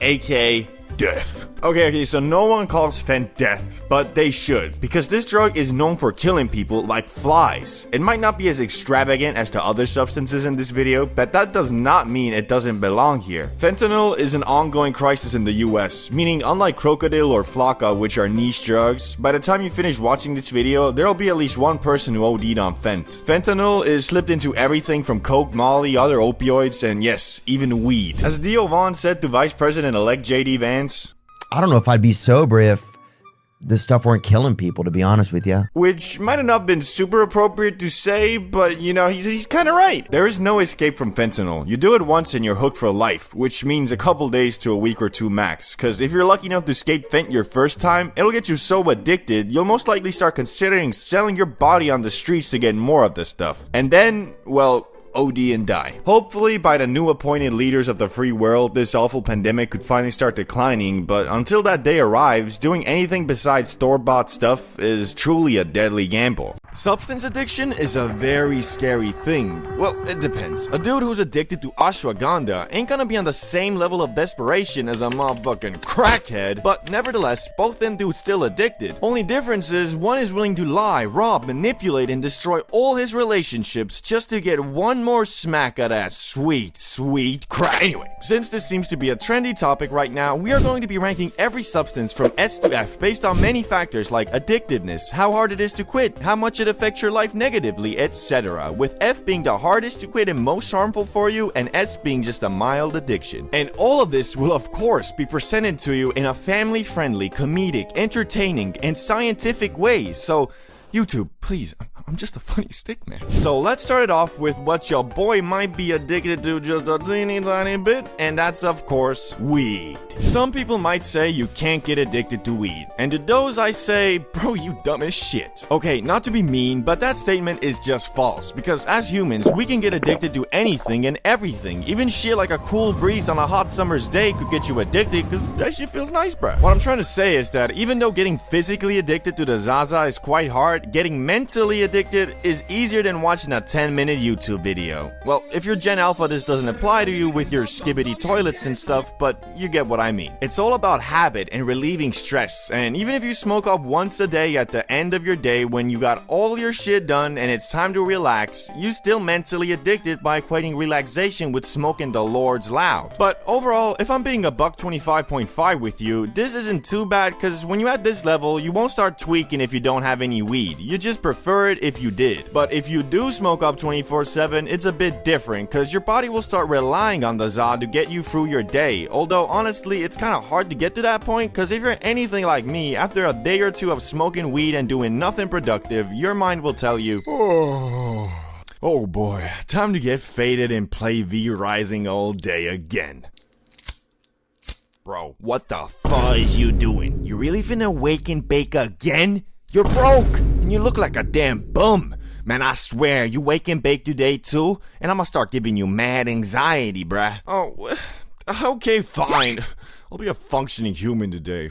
Total busk. So all in all, weed gets a B rating because of its mostly non-addictive nature and relative ease in which it is to quit for most people. Very much unlike fentanyl. Not much to say here. Smoke once, you dead, bro. Don't have to worry about quitting, cause, well, you're dead. Oh, but if you do survive, your brain has now been chemically altered forever, so now all you want is the stuff. So if not instantly, you're dead in a week or two tops. Although I think some people have managed to quit, they'll probably just never be the same again. So complete F tier. Nah, actually fucking Z tier. Don't even think about it, bro. Crack. Now, before I researched into fentanyl, I thought this was like the pinnacle of addiction. I guess not, cause I saw this clip of some dude talking about how veteran crackheads who have been alive for decades and still smoking that shit be dead instantly after taking a sniff of fentanyl. But even so, crack is F tier, cause just like fentanyl, it alters the chemistry of your brain, and now the pursuit of happiness turns into the pursuit of crack. Again, don't even think about it, bruh. Now let's tune back from the hardcore stuff in hopes that this video still staying monetized, which seems more like a fantasy right now, but anyway. Caffeine, the wonder drug, a widely accepted and extensively researched substance that works by stimulating your body and increasing the activity in your brain and nervous system. Just drink too much of it and it'll have the exact opposite effect, leaving you super anxious and unable to work properly. Also, it is somewhat addictive, although quite controllable, but if you do drink the same amount of coffee or shotgun a Red Bull every day, pretty soon you'll discover that the Red Bull isn't really getting you going anymore. So now you need another, so you either get another, or you realize that this is a slippery slope and not drink that Red Bull for a day or two and your tolerance goes back to normal. I found the best way to manage your caffeine addiction is to only consume it when you feel like you're gonna need it for the day. What I mean by that is if you, let's say, work from Monday to Friday, then drink a coffee or two those days, but refrain from consuming caffeine on the weekends. That should give your mind and body enough time to reset your dependency without it even being that hard. There's also a bunch of research showing that 1 or 2 cups of coffee are actually good for you and can lower the likelihood of type 2 diabetes, heart disease, liver and endometrial cancers, Parkinson's disease, and depression. So yeah, bro, I mean, with the other shit on this list, I think it would be silly for me not to throw it at S tier. But do keep in mind, moderation is always key to what you consume, how you plan your time, how you live your life, everything, bruh. But coffee, S tier, moving. Nicotine. Nicotine is like caffeine's evil brother, because just like caffeine, nicotine can increase your focus and help you get through your day. Only problem is, unlike caffeine, which I'd say for most people can be a controlled addiction, vaping usually isn't. In fact, a big portion of people who consume this stuff do it to the point of it having the exact opposite effect, making you dizzy and less energized. And just like caffeine, you build up a tolerance pretty fast, making your sin bombs less bomby with each stuffing. The worst part of Nick, though, is always gonna be the fact that most dudes are inhaling aerosol in their lungs to get it in their system, which from that you will experience gross side effects pretty fast, like phlegm in your throat 24/7, loss of lung capacity, and pretty soon anxiety when you can't suck on your vape for a prolonged period of time. But the actual worst part about vaping is that it's fucking lame as shit. And even though in high school it might have made you cool, in the real world being addicted to flavored cancer-infused mists really shows a lot about your character. Character? What does that even mean?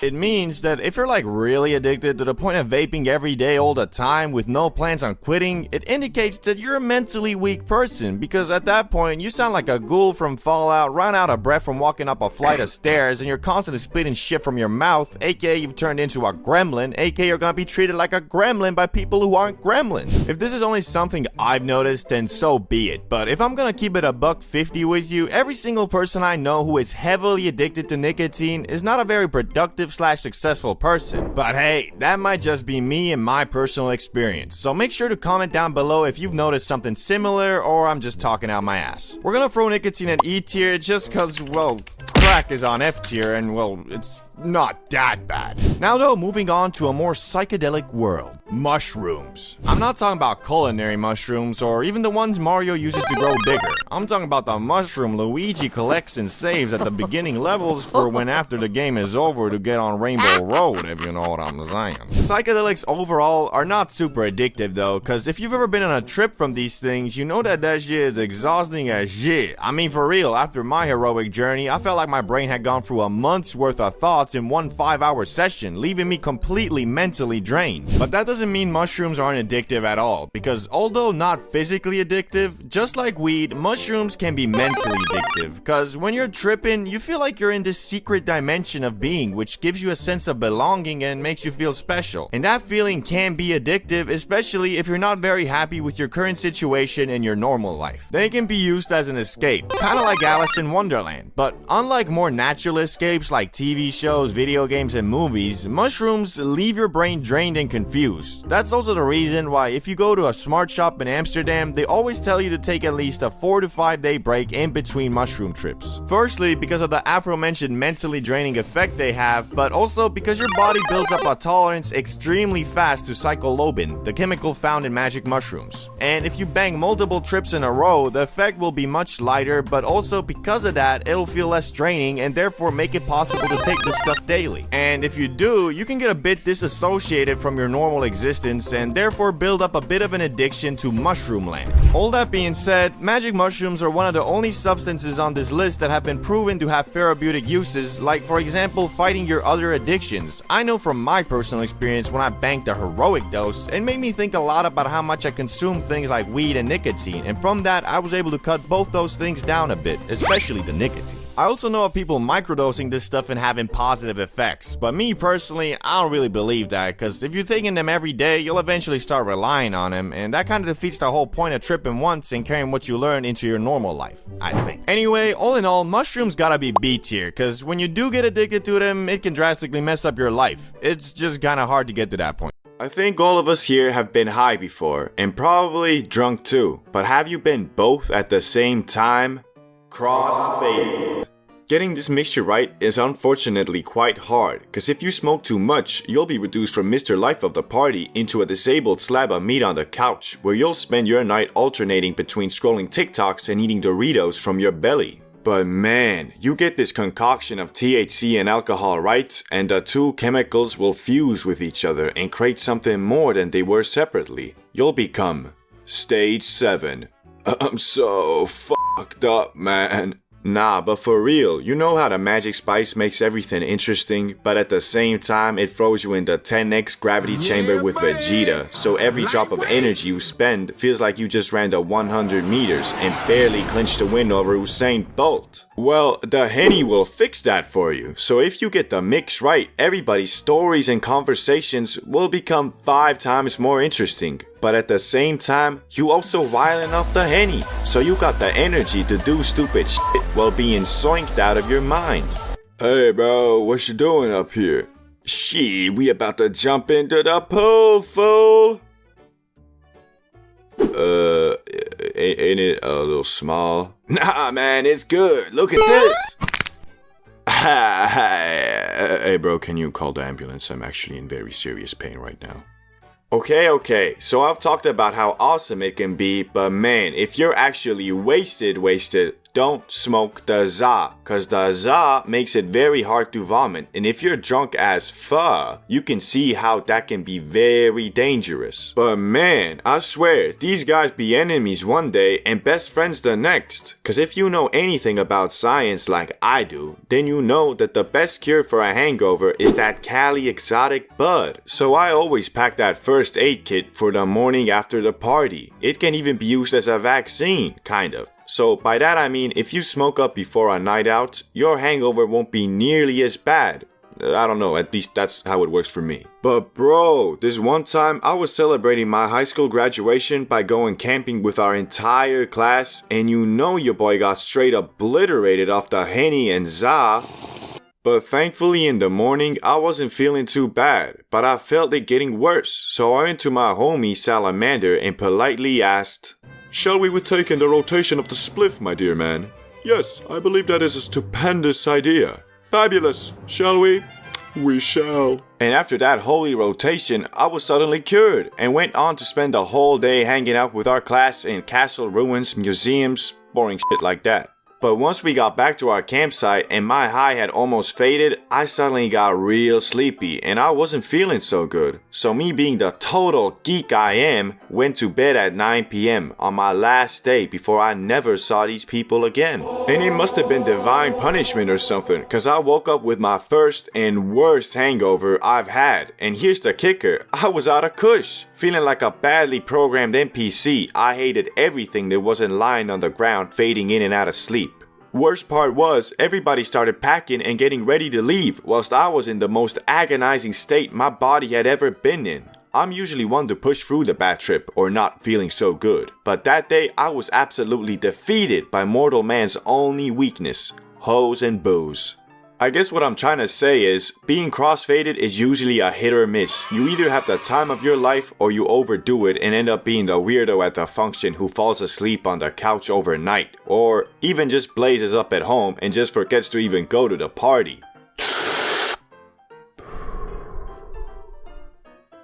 Wait, why am I even going to this party?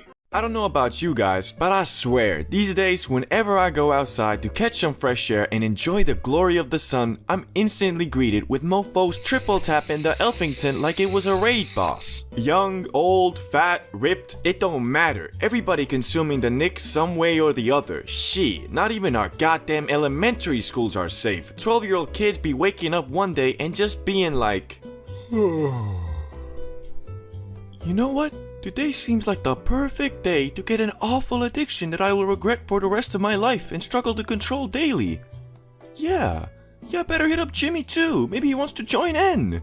But not all nicotine addicts are the same. In fact, there are a lot of different perspectives on the whole addiction aspect. But one of the worst types to be is the dude who never admits he is addicted. We all know a dude like this. Mofo be sucking on the Benjamin 24/7 or stuffing pouches under his gums every 5 minutes. But when asked if he is addicted, he always hits you with the, "Nah bro, just the fuck, I can quit whenever, I just don't wanna right now." Like, what you mean you don't wanna? Bro been consuming so much Nick, his brain has literally turned into a damn elf bar. And when you tell him to prove it by, I don't know, not vaping for a week, they always hit you with that,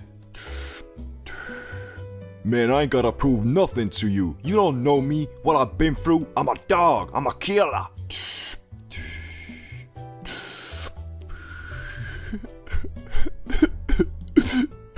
Now, it's okay. It's gonna be okay. Even though this dude kinda stubborn, I feel for him, cause who really wants to admit they can't stop? But this next dude, I don't feel bad for at all. The guy who seems to think it's cool to be addicted. Okay, no one thinks it's nice to be addicted, but I mean, that's what this guy pretty much is. They think vaping makes them cool, and therefore shames others for not wanting to. In reality, pretty much every other nicotine consumer will tell you to never start doing it, and that it's much cooler to just breathe air. So, therefore, this guy is, or at least should be, hated by everyone on planet Earth. And if you ever catch a mofo pushing vaping to a homie, just run up on him and slap the shit out of him. Kick him in the balls while you're at it. Or, I don't know, at least spit in his face or something. Fucking asshole. But enough of this hobgoblin, let's move on to the dude who smokes cigs. Okay, this might offend some people, but cigs are goddamn disgusting. And I'm pretty sure they're even worse for you than vaping and nicotine pouches, although don't quote me on that. This guy lives and dies by, "It's all natural, bro," and proclaims, "At least I know what's in it."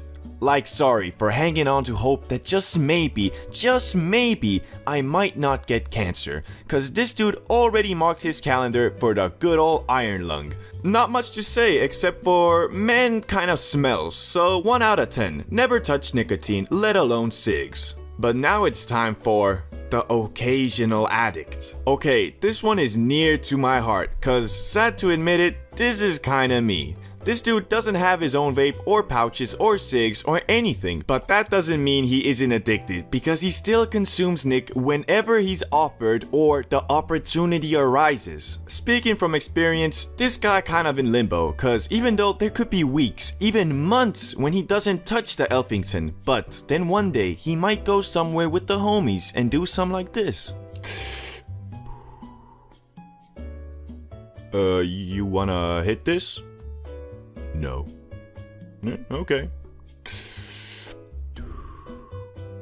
On second thought, so yeah, even though it's a seasonal addiction, it's still an addiction. So call yourself out every time a nicotine addiction moment happens. But time for the last one. I only consume Nick when I'm stressed. So, you only hit the Puffington when you're stressed, eh? So, what qualifies as being stressed? You lose your job, you get robbed, you lose your car keys, you stub your toe, you experience a mild inconvenience of forgetting the lights on in your room, so now you have to go all the way upstairs to turn them off. So, yeah, as you can see, this one is kind of a slippery slope, cause believe me, the more you mess around with the Nick, the more you're gonna be in moments like this.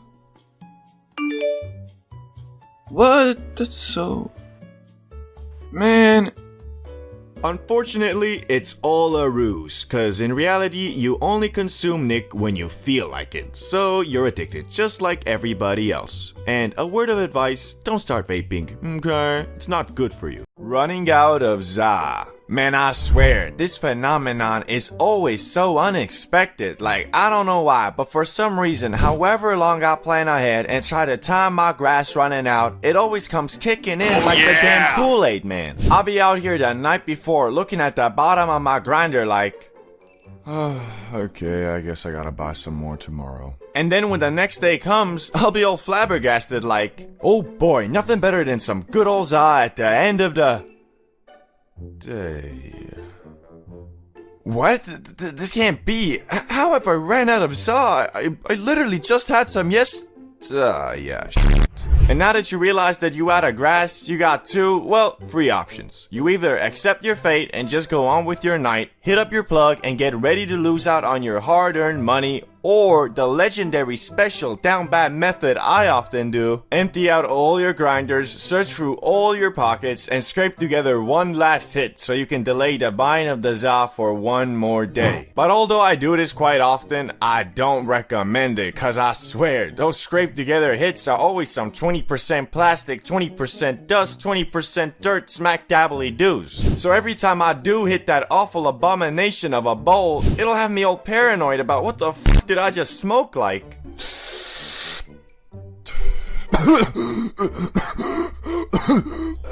Man, why that smell like burning plastic? Why am I not even high?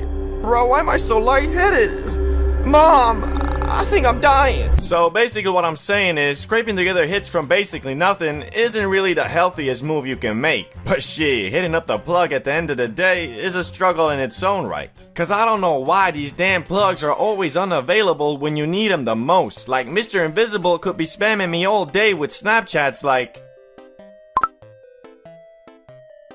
But then later, when your hitman's up asking for some za, he disappears like the Avatar. Doesn't even open your messages. These plugs really don't care about us for real, man. Speaking of which, that reminds me of this one time when we ran out and had to travel through the whole of the ghetto version of Narnia just to get some za. It was just a normal day, well, night, where me, Salamander, and Ricky had planned to smoke some grass and just chill. And of course, Salamander, being the ultra reliable photographic memory dude he is, informed us that he def has enough enough grass for us all to enjoy at his place. So me and Ricky pull up, excited as you can be, only to arrive at the house and be informed, yo, what's good? Are you ready to get absolutely smacked? She, of course, fool, but what? Yeah, I just checked my room and, well, it turns out I don't have any grass. What do you mean you have no grass? You said you had a ton, bro. Yeah, I mean I did, but I kinda smoked it all. Man, what the... Why you gotta do us like that, bro? You got us all hyped for this, and now we're here in your mansion and you're telling us there's no grass? Like bro, I'm finna cry for real, man. Yeah, bro, you're right. I'm sorry. I messed up. But don't worry. I already hit up Jimmy the plug god. We can drive there now. Okay, sure, let's go. So we go into Salamander's parents' car, which was sleek AF, and quite literally went to the bad part of town with it, feeling like some mafia bosses, for real. But once we arrived at Jimmy the plug god's house, he was nowhere to be seen, and well, turns out, dude hadn't even texted Salamander back. He just had us come here in hopes that the time we arrived, he would. As we were sitting in the car, waiting for a good 15 minutes at that point, Salamander tells us the dude probably isn't gonna respond. But he already wrote another plug and he def gonna hook us up. So we drive to a new place where this time the plug was actually waiting for us. So we hopped out the car and walked towards him. Yo, what's good, bruh? Yo, what's up? So, do you got that Zaza? Of course, yeah. Here it is. Bro, is that 2 G's like I asked? Yeah, it's just compact, you know, like a dime. Bro, fuck off. If that's 2 G's, then prove it. What are you waiting for? Put it on the scale. Nah, bro, I don't sell to people who don't trust me. Disrespectful AF. Nah, bruh, disrespectful is trying to show the long-term customer in his hour of need. Keep your diamond to yourself, big dog. We outta here. Yeah, whatever. See. As our hopes were dwindling, we were in Salamander's car about to call it quits when the only plug that was exclusive to me and nobody else knew of finally responded to my message saying to meet up and that he got the za. So we go to yet another location in hopes that finally we would get our now well-deserved bag of grass. And once we arrived at the meetup spot, which was a pizza restaurant by the way, we parked the car and text Mr. Invisible that we're outside waiting for him. A good 10 minutes goes by with no response, so the overall mood is starting to get pretty gloomy, as we quite literally have just driven around for hours trying to secure just a smidgen of za. And although we were truly experiencing a Gen Z 21st century Great Depression, we were saved with the text, "Oh, he responded! Oh, snap! What'd he say, bro?"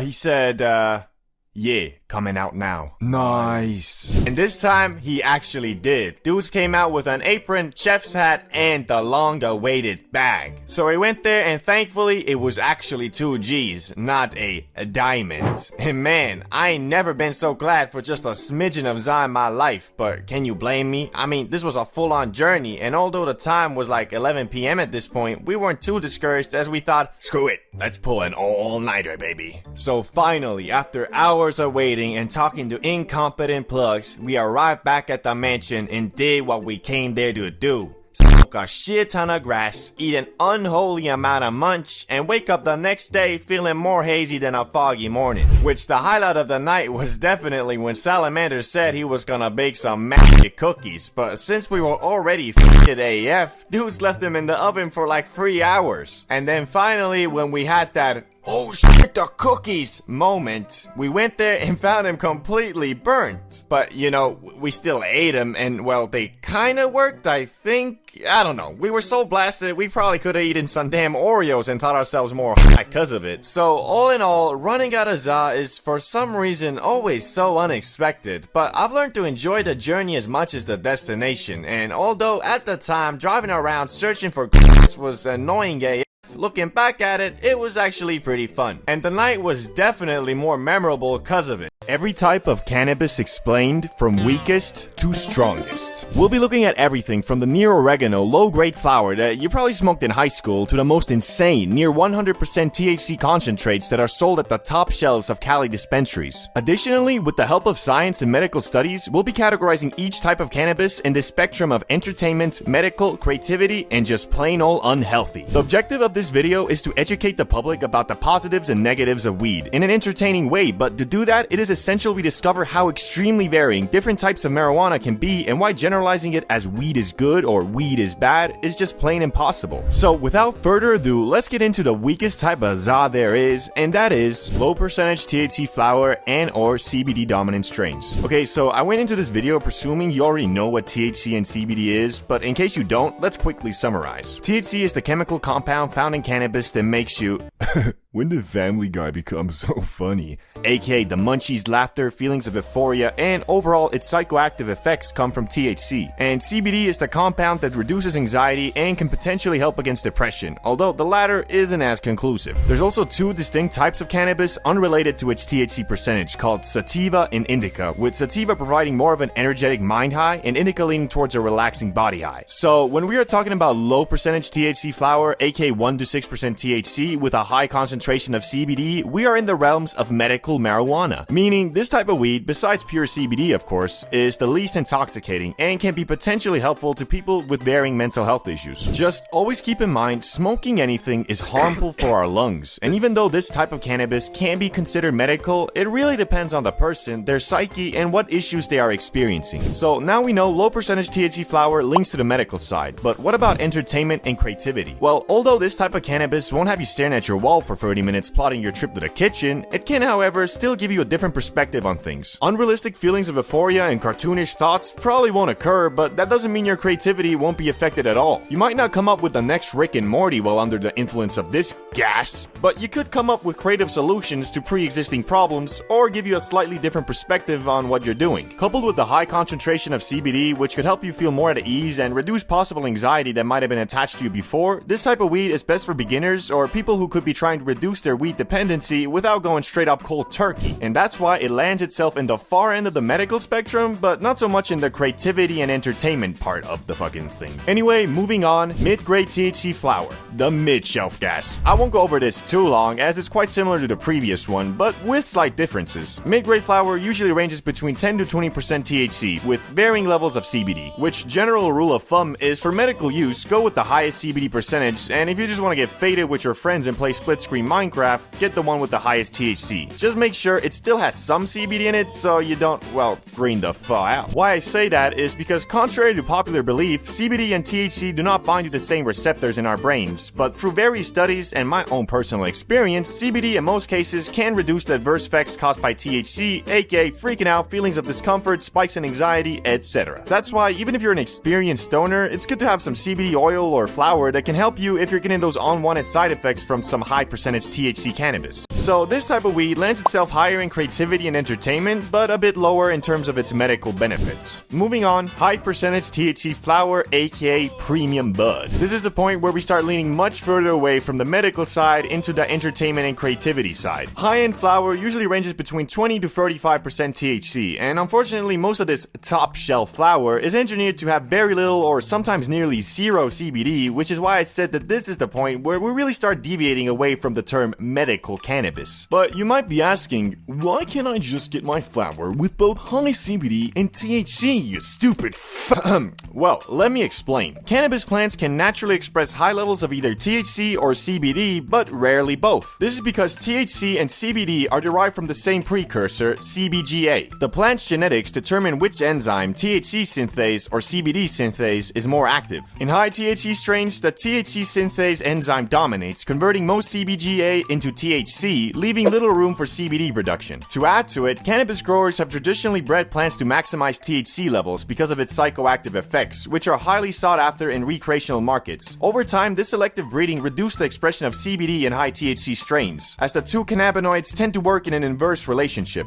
So it's also unfortunately us, the consumers' fault that super high THC and low CBD percentage is the baseline for top shelf gas these days, with brands constantly trying to compete with each other and provide providing the most mind-boggling high possible, there isn't really a lot of demand for high percentage CBD flower that still gets you very high. People buying weed for recreational use usually only care about the get you very high part. But I'm not saying that there is absolutely no place for this type of weed in the medical world, but it is extremely situational. The same way as inviting a friend out to have a couple drinks and watch the game on a Saturday night to alleviate the stress and anxiety from a hard week of work, this high THC flower can be a fun night to blow off steam and take your mind off real world problems for a while because, well, this shit could have you so obliterated you'll be using 100% of your brain power on figuring out how to tie your shoe, bruh. AK, this is imagination land. I'm kinda going off personal experience on this, but the artists and musicians I know seem to enjoy this type of cannabis the most, as it can completely block off the real world and enter you into this trance state where you are 100% focused on whatever you are doing. But CBD, bro, doesn't that mean it helps with ADHD and anxiety? In the moment it can, unless, well, you couldn't handle it and are instead rolled up in a ball on your couch focusing on defeating your demons. Anyway, multiple medical studies have shown that high concentration THC flower does not help against anxiety, depression, and ADHD at all. What it does instead is give you an escape from your ADHD, depression, or anxiety for a brief moment whilst under the influence, and even that doesn't come without a cost.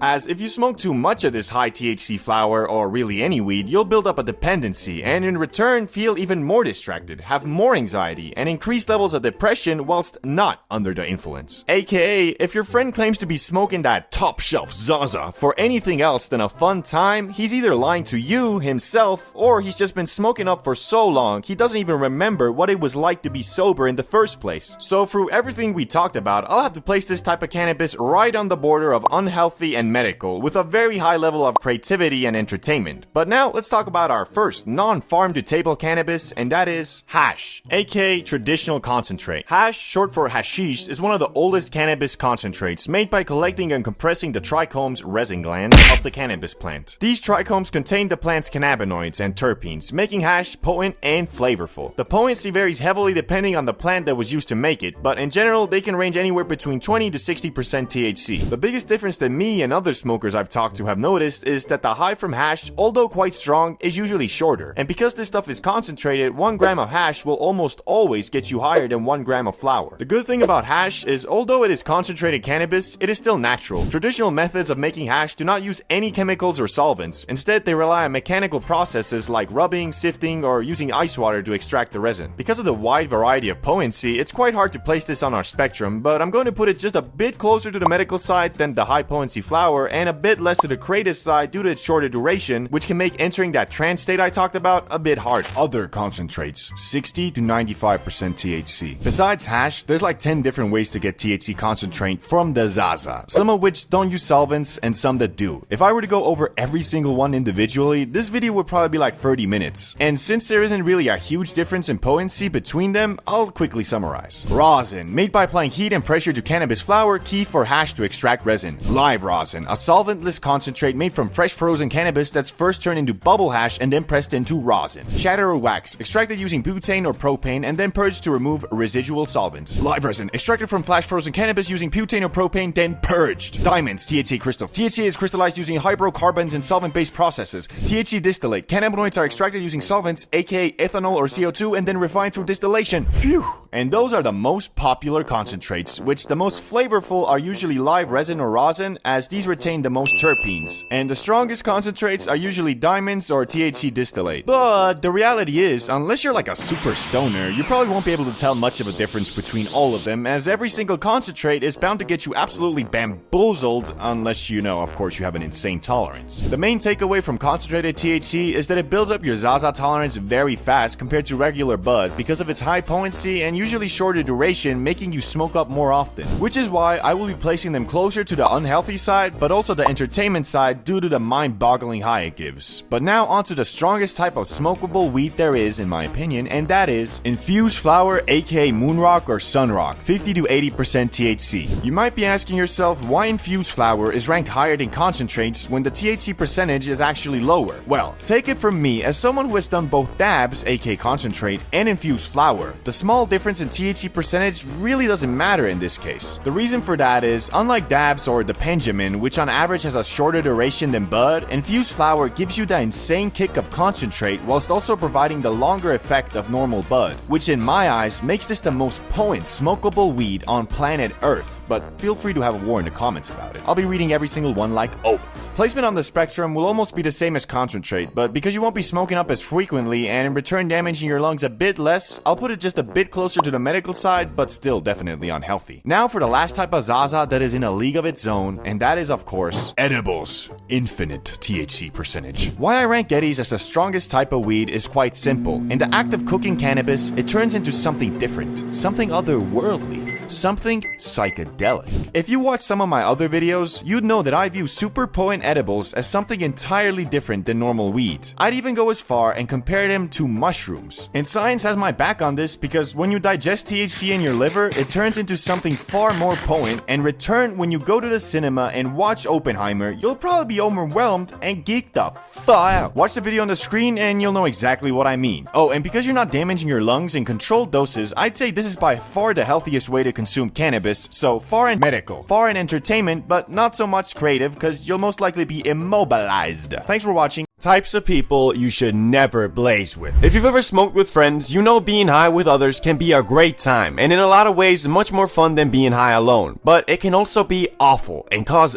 anxiety if you're with the wrong group. So today we're gonna go over types of people you should never smoke up with, starting with the oversmoker. The oversmoker is someone who wants to hit that Benjamin way too much. Now don't get me wrong, I got nothing against a good old limit breaker sesh, but if you're the oversmoker, you never actually doing that. Cause your tolerance is so high, even if you grabbed a beehive-sized chunk of wax and dabbed the whole thing, you still stand there like, phew, I think I feel something. Another reason I really don't like blazing with these dudes is cause you can't ever really dive into a topic and enjoy the high, cause every 10 minutes you hear that, hey, let's do another hit. like, what you mean, dog? We just did 3 hits in 30 minutes. I'm halfway fused with the couch, and your homie is in the corner explaining how the government controls us with tap water. We don't need another hit, bro. One positive this guy has, I guess, though, is he is always equipped with a ridiculous amount of za. Dudes must get his shit from the same guy Gordon Ramsay was hitting up, cause it's always some damn exotic. Even so, their vibe ain't really one I fuck with, so if you're this guy, I'ma respectfully advise you to maybe consider taking a tea break or some, cause their diff is a point where it's too much. Unlike the next guy who doesn't even need any side to be annoying, and he is Mr. Paranoid. I think we've all gotten paranoid from the grass before, and that ain't nothing to be ashamed of, cause sometimes there really ain't nothing you can do. But the occasional paranoid episode ain't what this guy has. This dude, even before taking a rip, is talking about some,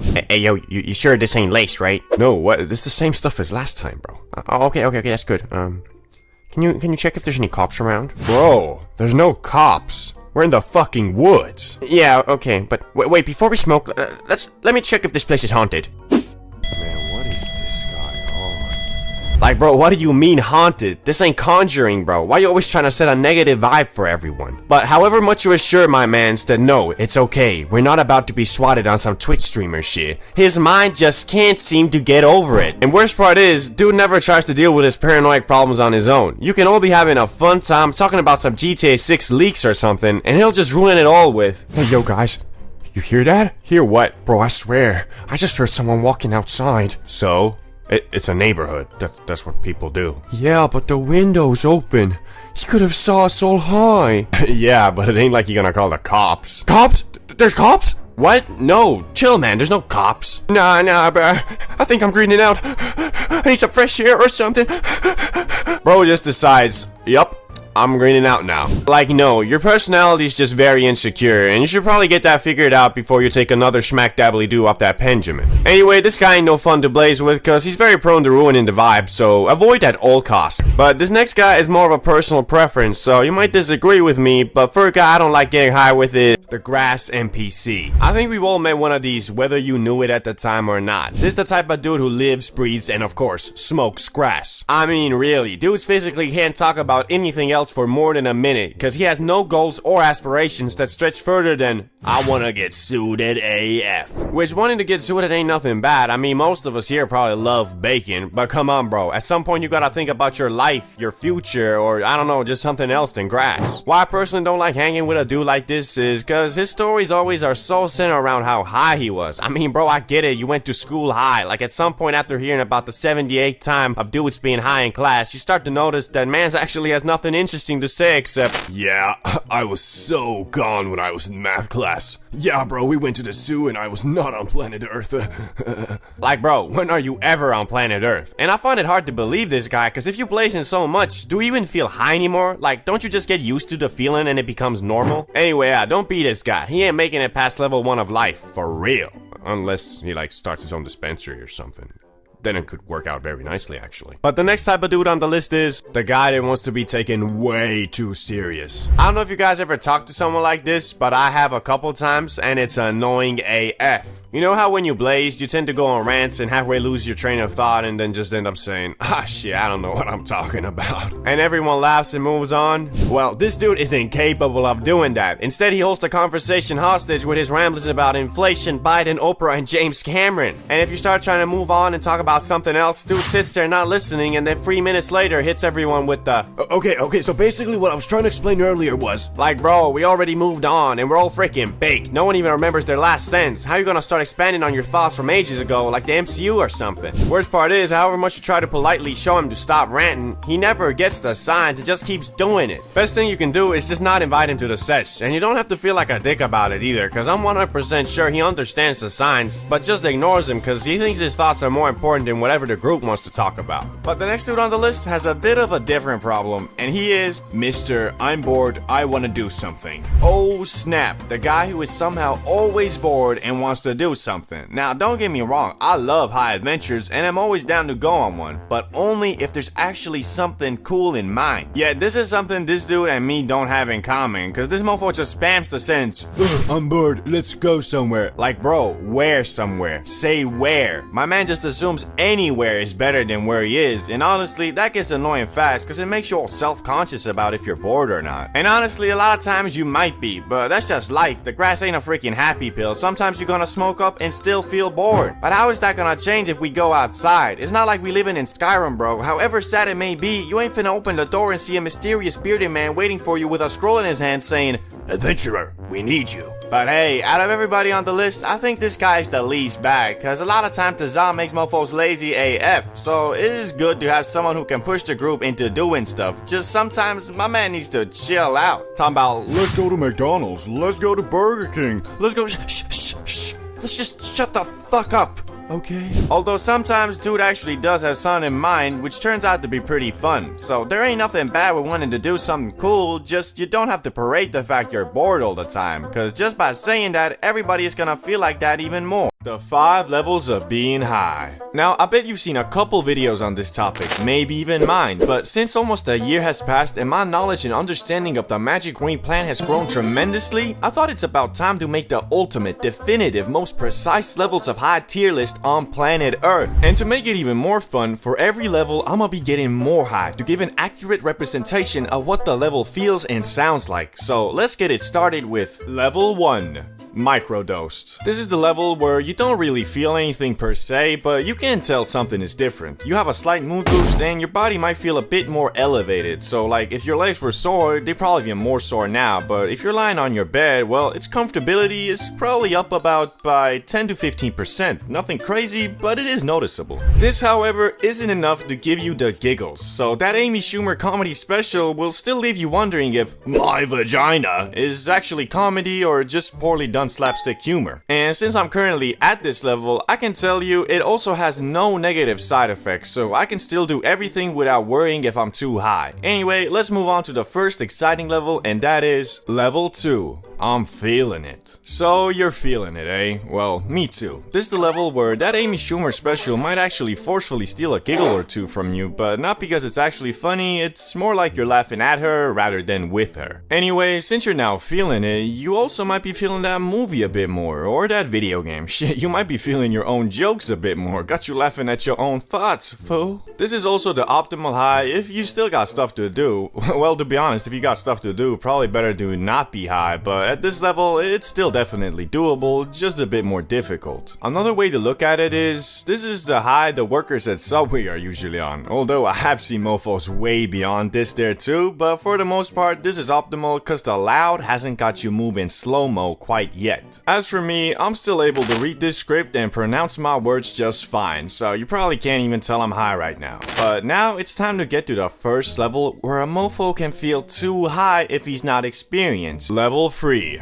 Yeah, I'm pretty high. So here we are, pretty high. This is the point where, at least for me, doing anything besides leisurely activities is hard. Not impossible, nor undoable, but hard. If we take that Amy Schumer comedy special for reference again, as for some reason I like doing, it might just maybe have become funny, but you also realize you just high, so you turn it off and watch something else. Also, this is the first level where some thoughts might have become uncontrollable in the senses you just can't help but dive deeper into the fact that the bomb dropped on Hiroshima was almost 1,600 times less powerful than the Tsar bomb created and detonated by the Soviets in 1961 as a show of power to the US. But then you find out there's something called an antimatter bomb which could be even more destructive, but it's only a theory, but then maybe the US is developing it in Area 51 or something. Yeah, I think you get the point. But there is one sensation that is more powerful than your random thoughts, and that of course is the munchies. Coupled with the fact you're probably rocking some dry mouth right now, this in my opinion is the best level to be at if you're trying to stuff your face with enough trans fats to feed 50 hungry children. But you know, you already ate it also. Anyway, moving on to level 4. Faded beyond belief. This is the point where if you're not in a safe space, you kinda screwed. Well, not always, but at this level, it's become almost impossible to practice rational thinking. I mean, if you were diving deeper into that nuclear bomb stuff at the previous level, then this is a point where you might start actually believing you are Oppenheimer himself. This stage is really not the best if you're looking to focus on a movie or video game or really anything because, well, your attention span is at the mercy of the za, and to actually enjoy this high, you just gotta go with the flow. As for me, it's getting pretty hard to read the script. If I look at the words for long enough, they kinda look like some ancient Chinese hieroglyphs. But anyway, if you're an actual lunatic, maniac, psychopath, Zaza destroyer, and considering hitting that gravity one more time, then be prepared for level 5. Shadow Realm. I told you, bro, you gotta be a maniac to get to this level because the plane of existence you on now is so different from being non-high, you probably feeling and looking like a goddamn alien. I mean, bro, your eyes are so red and you feel so disconnected from your body that if you look in the mirror, you'll probably think, bro, is that really me? I'm so fucked up. Wait. Ah, shit, I'm in the Shadow Realm again, aren't I? And now that you realize you're in the Shadow Realm, you either stop the trip by going to sleep or level unknown, exploring the Shadow Realm. This level doesn't require smoking more. All it really requires you to do is just go outside and explore the world that in many ways has become the upside down from Stranger Things. Cause at this level, rational thinking has been completely thrown out the window and your brain has reverted to factory settings as of when you were just born. So if you see a streetlight flickering, for example, if you were normal, you just think, they really should fix that. Compared to now, oh shit, bro, this is totally one of those slasher scenes where once I walk over the streetlight, he's gonna shift me up, isn't he? Nah, man, fuck this, I'm out of here.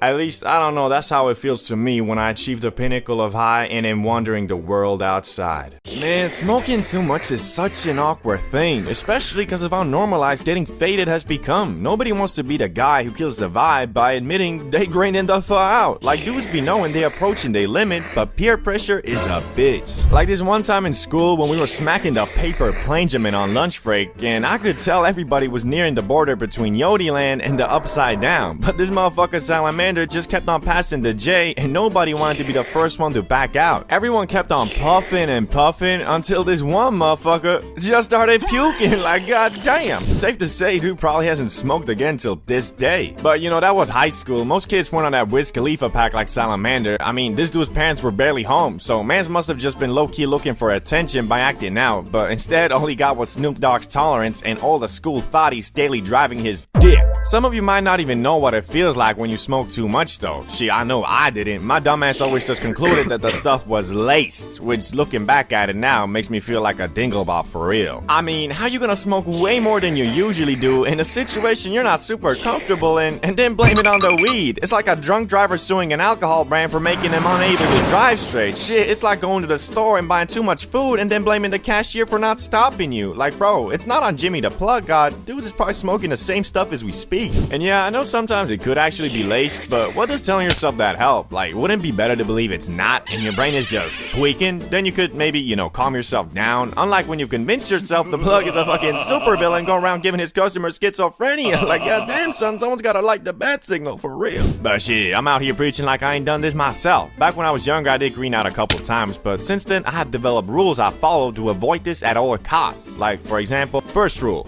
you don't always gotta get obliviated, bruh.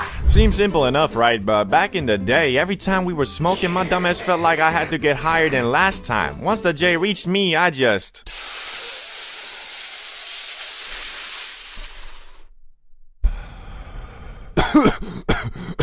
Thanks, bro. You guys got another one? Bro.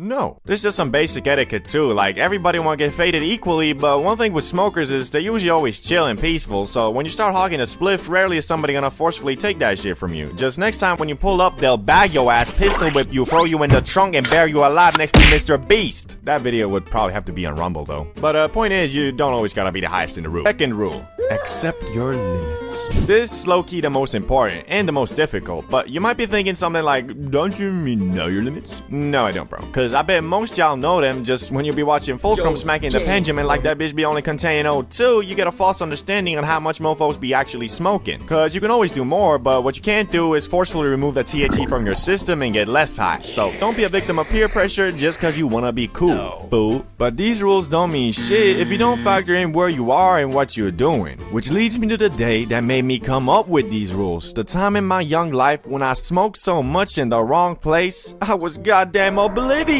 Shit, I smoked so much I had less dialogue options than an Oblivion NPC. The first time I got high outside the comfort of me or a friend's crib, it was the usual business. We were chilling with the gremlins, me, Salamander, and Ricky, smoking up, talking about how we don't fall with school and how we finna make it out the hood. You know, the usual Gen Z shit. When Salamander, being the thotty magnet he was, got a text from one of his female companions inviting to what this motherfucker claimed to be a chill hangout spot. Although I do trust the homies, knowing Salamander's track record, I was a bit sus, cause I seen the places this dude hangs out at. I'll be waking up at the middle of the night to take a piss, then check the snap only to see dudes partying at some straight up trap house bugging off fucking ketamine. Okay, can't say that on YouTube, but let's just say it wasn't weed. Anyway, you know the drill. I don't wanna go, Salamander uses his 99 speech, convinces Ricky, now it's a 2v1, and I fold. Epic victory royale. But I agreed only under the condition that none of us drink nor do anything else but smoke the Lord's loud, because it was a motherfucking Thursday after all, so I wasn't trying to pull up to school smelling like a bum, acting like a depressed middle-aged man from The Hangover. Looking back at it though, that was probably the wrong call, cause, well, you'll see. So we're walking to the crib and Salamander lights up this comically big J that he rolled back at his place with a week's supply. While we're almost finished puffing and on the edge of obliviation, I see this super dope house that seems to be having a party, so I excitedly asked Salamander, Yo, is that the spot? Bro, okay, that place does seem pretty dope. oh yeah, that's the spot. Glad you fought with it. Some people are kinda put off by it from the initial appearance. Anyway, let's just go in. Yeah, it looks pretty cool. You first though. Where are you going? What do you mean? The crib, bro. Leave it to Salamander to have you walk through an amazing street filled with beautiful houses and lead you to the only one that looks like Shrek's vacation home. To add to it, me and Ricky were quite frankly bugging. But as I mentioned in the previous rules, that's not always a good thing, especially when you're preparing to go into a house where your brain has calculated a 50-50 chance of being stabbed in the gut by a freaking tweaker with a kitchen knife. In my head, I was thinking, well, hoping for the saying, don't judge a book by its cover to be the case here. But oh boy, I should have judged the goddamn book by its cover and dashed off like Prime Usain Bolt. Cause what we were dealing with was in every sense of the word except not containing any of the actual substance, I think, a crack house. These people were blasting some of the most disgusting music I've ever heard. Shit sounding like the noise a speaker makes when you fiddle with the aux cord. And because I was high, that set the whole tone of my experience there. And shit, I did not know Salamander hanged out with vampires. Most of the dudes there were looking what you would imagine the local bum to be when he was young. I was in total shock. My teenage brain could not comprehend the degeneracy, the idiocy, the overall lack of humanity in that house. And it's not like I didn't try to have fun, but our highness did not mix with whatever the fuck these guys were on. At some point, I saw him pull out a vodka bottle, and they drank the whole thing in 5 minutes dry, straight from the bottle, like they were trying to speedrun liver failure. I attempted to conversate with some of them, but to no avail. I mean, what did I expect though? A drunk person usually isn't on the same wavelength as a high person, combined with the fact these dudes probably just got done sacrificing a goat to bring forth the Antichrist. I was starting to tweak the fuck out. Well, not tweak, I guess. Me and Ricky did have some fun by just bantering about how messed up of a place we had found ourselves in. All of this didn't seem to affect Salamander though, as we spotted him rizzing up a girl we assumed was the one that invited him, but we were wrong in that assessment because 5 minutes later the girl who actually invited him saw it, went up to him, yelled at him, and then slapped that man so hard it made him rethink his whole damn life. Cause as we were laughing at what had happened, he walked straight towards us and said, "Man, you guys want to do some ketamine?" Nah, he actually told us that this was probably a bad idea and that he's ready to leave if we are. Good thing too, cause if that girl hadn't slapped some sense into him, Salamander might have gone on to do the thing I mentioned like 3 times in this video. So anyway, we went back home at like 2 AM or something, put on some WWE on the TV, prepared to gleep, and got obliviated. Doesn't go much further than that. Shout out to Volcrum. Mushrooms are a lot like that one friend who is always talking and it kind of annoys you, but at the same time you love him cause you know he's always keeping it real with you. So if you are fiending for a third eye awakening on some Dragon Ball Super shit, you better be ready for the Shroomy Shrooms to take you through the depths of your unconscious, where it will dig out and highlight questions about your very fabric of existence, like, who am I? Why are we here? Do I like men? But anyway, that doesn't happen the very instant you eat the shrooms. In fact, the stages of a mushroom trip are so different, each one of them could be considered a substance of their own. But the first stage everyone experiences is Stage 1, Ingestion/come up. Right after consuming those Mario power-ups, you might feel your stomach twist and turn a bit, as your body is signaling to you, this shit was not food, wasn't it? But thankfully, it's usually pretty minor and goes away after a few minutes. While waiting for the shrooms to kick, you probably stare at a bunch of random objects hoping to find some type of moving pattern, cause that's what shrooms are supposed to do, right? Well, yeah, kind of, but after 30 minutes goes by and you're still staring at the wall with no sign of visual hallucinations, you probably think to yourself, man, I got scammed, didn't I? But then you start really thinking about it. Are you feeling something? And then you think about the next thing, and the next thing, and then you might laugh at something completely random like this picture of SpongeBob, and boom, you now realize they weren't duds, and you're about to go on a journey, bro. Also, after all this, you probably move on to Stage 2, Questions that lead to more questions. You're at the point now where you know the shroom's kicking, but you don't really see any visuals except for maybe the increased significance of every object, but the main thing is you have started questioning everything you know, but not in a scary way of nothing matters, there is no point. More of a, man, I love hanging out with Charlie.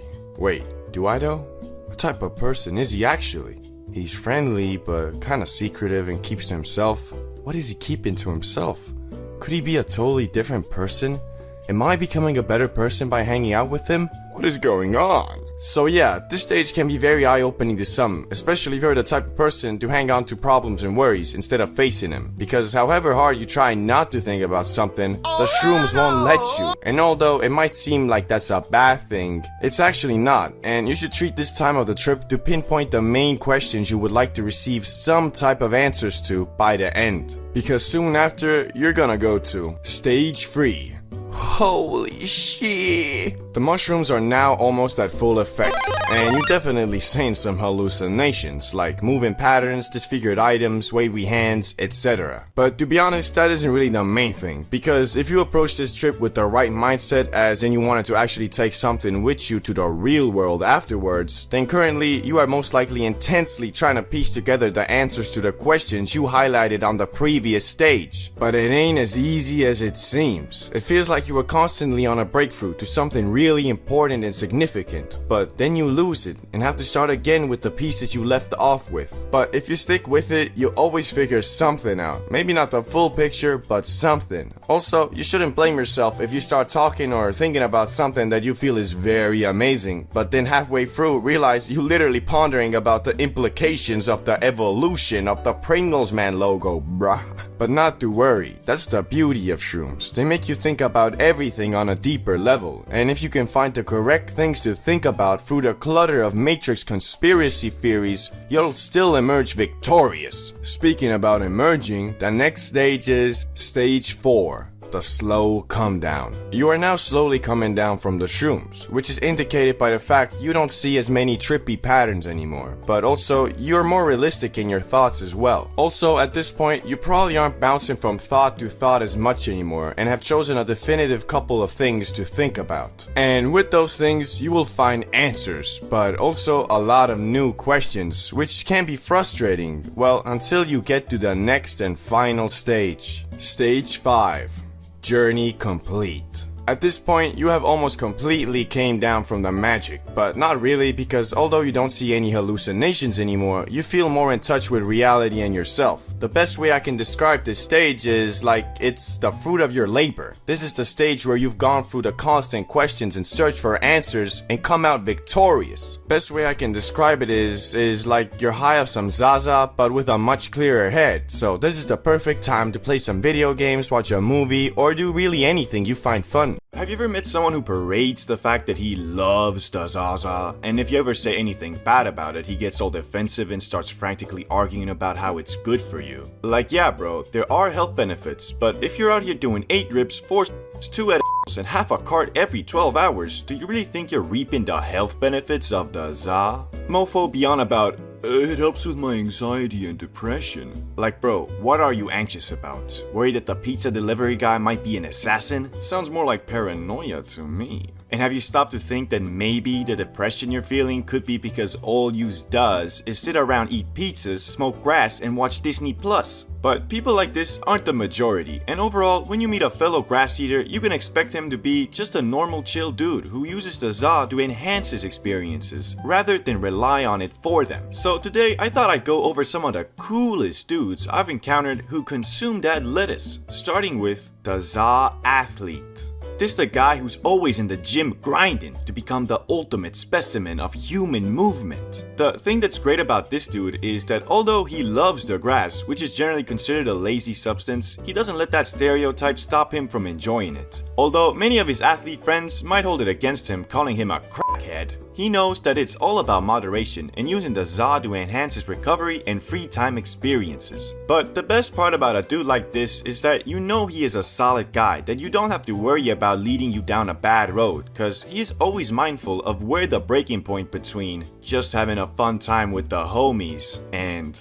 hey bros, wanna do some is. So if you're friends with this guy, you can be damn sure he won't ever peer pressure you into doing something stupid. In fact, he'll probably be the one who will try to talk you out of something like that. Plus, you know, depending on the athlete, he might make the NBA, so best to stay on his good side if you ever wanna blaze up in a LA mansion with Wiz Khalifa and Drake and shit. But on to the next dude on the list, the high gamer. I'm not sure how you guys feel about video games, but I've always seen the genre as the highest form of at-home entertainment there is. Although it is a lot harder to truly get into a game nowadays, when you do, the peaks of fun are much higher than watching a Netflix show, for example. Although that's just my opinion and yours might obviously be different. So you better believe it when I say I love dudes who enjoy gaming in orbit, because that's something that two Za enjoyers can truly bond over. Now you might be thinking, everybody enjoys playing games, ain't nothing special about it. I'd have to respectfully disagree, because it takes a certain level of power to really sit down well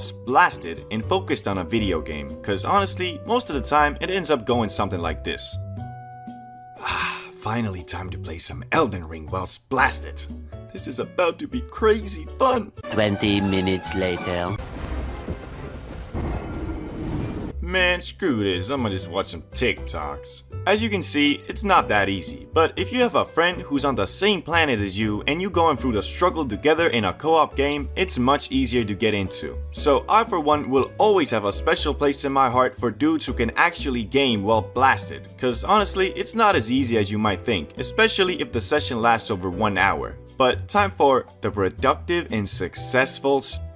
Not gonna lie, these dudes are like a rare Pokemon that you might never come across because the requirements to be a dude like this are rather high, but the power he possesses is godly. This is the dude that has his own business or works like a sales job or something, which is a highly social and time-consuming practice. But somehow this mofo has done all of this while frequently bugging off the Zaza. He's kinda like the Wolf of Wall Street, but instead of doing lines off a lady's you know what I mean. He's out here taking a fat rip and then minutes later closing a massive deal with some company. I met a guy like this only once, and I won't stand here and act like I was not in awe of this man's power.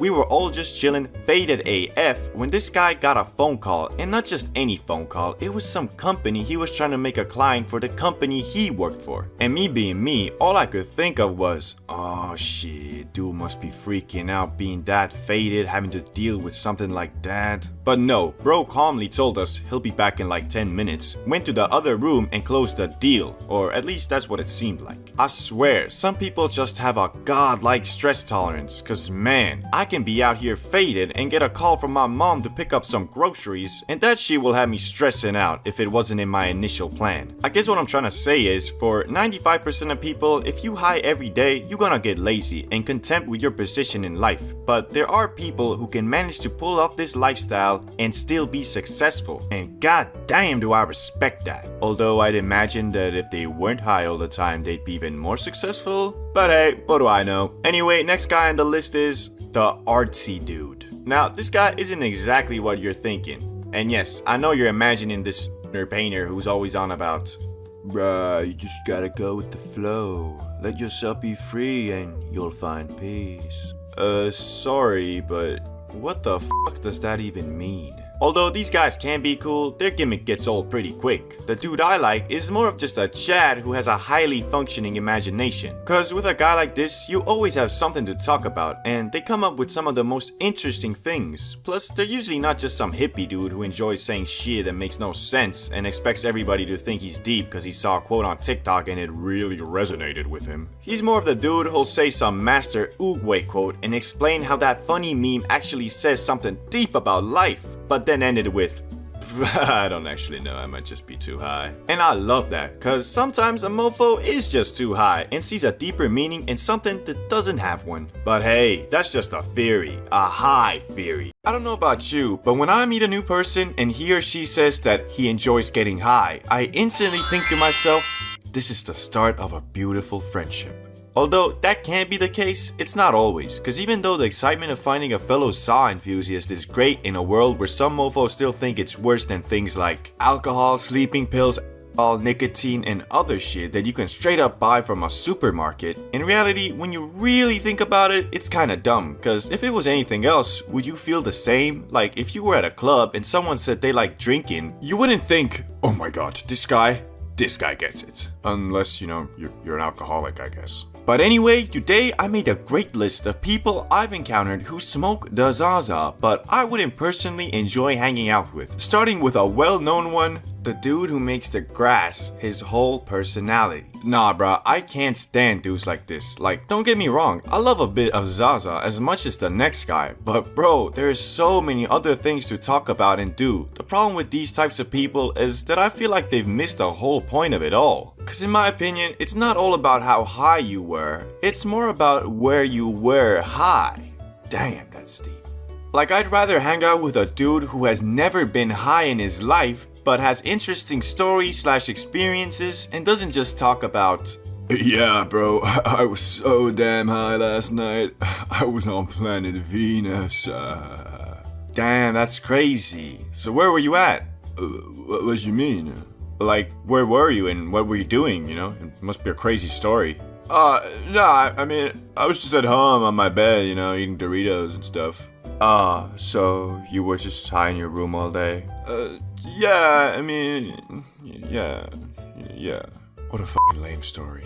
Don't get me wrong, being high in the comfort of your room is probably the best place to be, but like, I'ma keep it a $1.25 with you. I've probably been high in my room 100 times by now, and I don't remember a single thing about any of those nights. To me, this experience is more like being in the hub area of a video game after a long and hard mission during the day, and you don't see mofos talking about what a crazy time they had in the title screen of a video game. It's usually, you know, the game itself. But anyway, on to the next guy on the list, who is the dude who will try to shame you for not wanting to get high. You ever met a mofo like this? These dudes are kinda like the previous one, but one step worse, cause instead of accepting that maybe you have shit to do, they'll call you a lame-o or buzzkill or bitch ass shit licking, dick riding, butt munching, cock enjoying, sneako watching soy boy. And for what? Not wanting to waste a day by doing nothing but watching The Simpsons and eating Twinkies? Like, mofos need to realize, although it is great to watch Simpsons and eat Twinkies all day, doing that for 2-3 days in a row, most dudes will feel straight up bad and sad.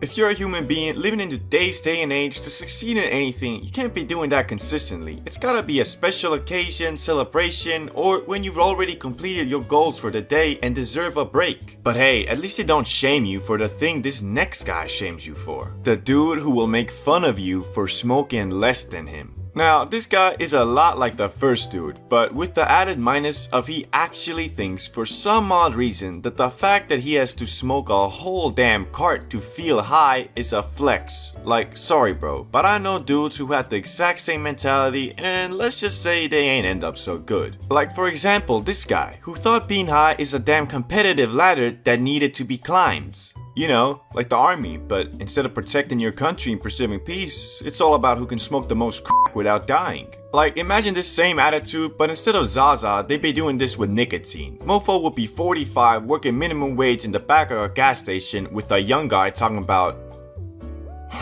what's that? You still puffing on one cig, boy? I'm puffing on 6 at a time, but don't worry, you'll get there someday. I don't know if I wanna get there, man. Okay, that's never happened, but I'm just trying to show you how ridiculous this is. And P.S., there's a lot more to life than getting high, and I'm definitely not out here being faded 24/7, cause if I was, you'd probably be seeing one video every 2 months.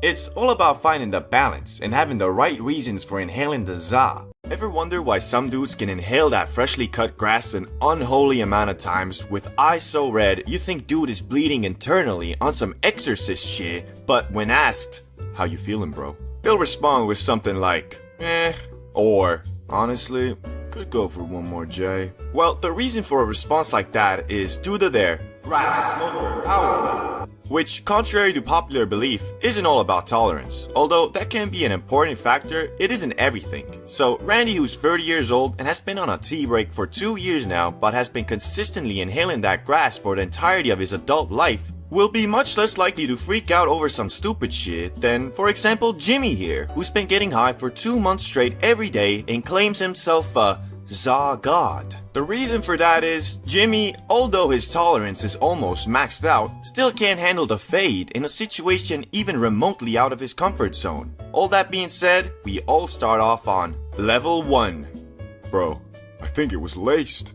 Level 1, the good old times where the za was still mysterious and scary. This is the level you're at if you've inhaled that magic spice only a couple times, and only so in the safest, securest, and good vibey situations possible. And honestly, while at this level, you couldn't even imagine doing anything besides eating Doritos and scrolling YouTube shorts whilst blasted, cause you just haven't gotten used to the feeling the green bestows upon you. That being the increase in significance of every thought and action, and because you don't know how to control it, your experiences with weed are mostly in your own head. So when you high, you can't focus on shit. Like really, the only thing that seems to catch your attention for more than 10 seconds is that sweet, sweet flavor on those Sour Patch Kids that you never knew could explode in your mouth like that. Now, depending on if you getting blasted solo or with friends will determine your speed of leveling, cause usually if you with friends, you get used to the za more quickly because you're socializing. Plus, you know, there's always that one guy in the group that likes to mess with the newbies by getting them as high as possible and then being like, Hey guys, let's go to the gas station. Which might seem whatever, but if it's your first time, you might just have a damn panic attack at that 7-Eleven. Cause I swear, everybody is looking at you, and the cashier, he's onto you. Yeah, fuck that guy. Anyway, if you keep on eating grass, you'll move on to Level 2. I am the Zaza God. Remember Jimmy, the self-proclaimed Zaza God?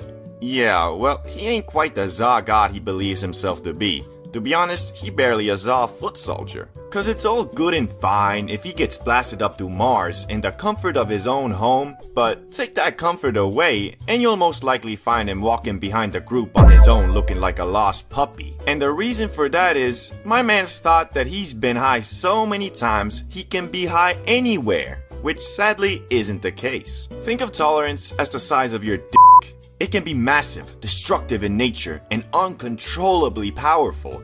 But what does that matter if all you use it for is to jerk off? Same with tolerance, it's situational, so you can be unfazed by the za in the comfort of your own home, but as soon as that comfort is taken away, you a total noob again. Instead of focusing on the size of his T, Jimmy should have been focusing on upping his riz and going out and pulling some quality baddies, if you get what I mean.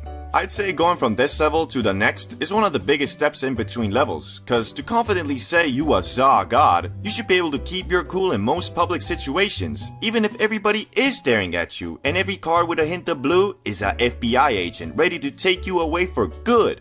You gotta be chill, like a cucumber. And if you do study the cucumber enough while spugging off the broccoli, you might just advance to Level 3, Transformer Optimus Prime. This level is called Transformer because it's a level where your Zaza adventures completely transform. Instead of only smoking up at the comfort of you or your friend's home, you can now make plans in somewhat chill public areas like fast food places, cinemas, the park, the spa, or really anywhere where you know people will most likely be minding their own business. And because of this newfound power, you probably have also started blazing that green more, which depending on the type of person you are, it could start affecting your everyday tasks and goals negatively because although hard to admit, the Zaza can and will make you a lazy mofo if you let it. But as I said, it all depends on the shape of your character, so if you can control the inherent laziness the Za tries to curse you with and still keep on rolling with your goals without becoming a Dorito munching World of Warcraft playing stay-at-home hobgoblin, at some point you'll move on to Level 4. Yeah, to be honest, I'm high right now. Welcome to the ultimate purgatory and struggle of a consistent Za enjoyer. As I said before, you only advance to this level if you didn't become a Star Wars lore arguing Prime Dumbledore admiring League of Legends playing high stay-at-home goblin. Wait, why are you Star Wars lore all the time? And I love Dumbledore. Ah, well, at least I don't play League of Legends. Anyway, as I was saying, it's quite hard to make it to this level, and even harder to stay here, because nowadays, you are so used to doing stuff while blasted, you could theoretically be in that state 24/7. But the problem is, you also know being high 24/7 is expensive, plus, even if you don't notice, I'd say for 95% of people, it makes them less productive as well. So that's why I call it purgatory, because you're constantly pondering the question, should I maybe do a quick hit before doing this? And although I'd love to say I have the answer to that question, I don't. It all depends on you and your situation. So for example, if I had a job interview, I wouldn't do a quick hit. But then again, I know dudes who say the Za makes them less nervous and stressed, plus more talkative. So for those people, I'd have to say, go ahead I guess. But if one day you find a definitive answer to the question, should I maybe do a quick rip before this? You'll move on to the final and most elusive level there is. Level 5. Za God. You have entered into your own subconscious and from it dug out answers to humanity's biggest questions like, are we alone? Why are we here? Why is an 80-year-old man running for president again? And of course, should I bang that Benjamin a little bit before heading out? And I am sorry to inform you guys that I do not know much of this level because I have yet to make it this far myself, and I still have no idea why Joe Biden is running for president again. But I can tell you this much. This is the level that completely transcends tolerance, as you really don't even need to worry about that anymore, cause you know your body to the point you always know what amount is the right amount. Also, you have figured out the perfect formula for working hard and following your dreams, whilst also inhaling that za and being a chill and interesting dude. High school parties. One of the only places on earth where you can see a mofo jug a bottle of vodka, do a backflip, land on his head, then proceed to get up and go spit some game to the host's mom, and you'd still be like, meh. Like, these places are so filled with hormone energy and axe spray, the only comparison you can really make is high school locker rooms. But even them shits ain't got nothing on the parties. I mean, you basically take these Neanderthals from their locker rooms, throw them in a big house, add unlimited liquor and some baddies all dressed to get these motherfucking cavemen horny, and you got yourself a situation where if the house doesn't burn down and no one dies, it's considered a success. Like, one time I was at a party with the homie Salamander, and we were just camped out on the couch when this mofo pulled up on us like, Yo, is it just me, or is Brittany totally eyeing me in the corner there? I don't know. Looks like she's just talking with her friends, bro. Nah. I think she wants the dirty, if you know what I'm saying. I'ma go check it out. Holy shit, bro. Are you okay? Yeah, I'm good. I think the alcohol disinfected my wounds. Anyway, I'm gonna go raise up. Like, bro, ain't no other place on planet Earth where a mofo can fall on a glass table, get cut up and covered in alcohol, and still only have one objective in mind. Must get some hoes. But not everybody's at the parties to pull baddies. There is a select few that have abandoned the genetic desire to get hoes and instead go to these places to get as shit-faced as humanly possible. Like, these are dudes that after graduating 10 years down the line, you'll go back to your school's town and walk down the street and be like, Wait, hold up. Is that Brent? Hey, can you spare some change? Can you give $1, bro? I need it to buy, you know what I want. Oh, shit, it is. Oh, okay. Just walk past him. I don't think he'll recognize me. Hey, AOC? Is that you? Me? No, I'm Jefferson. Nah, you see, I remember you. Hey, you think you can spare some change? I'ma go to the sick high school rager tomorrow, and I could use some. Sorry, no, I'm Jefferson, and I have no idea who you are, so I'ma just leave.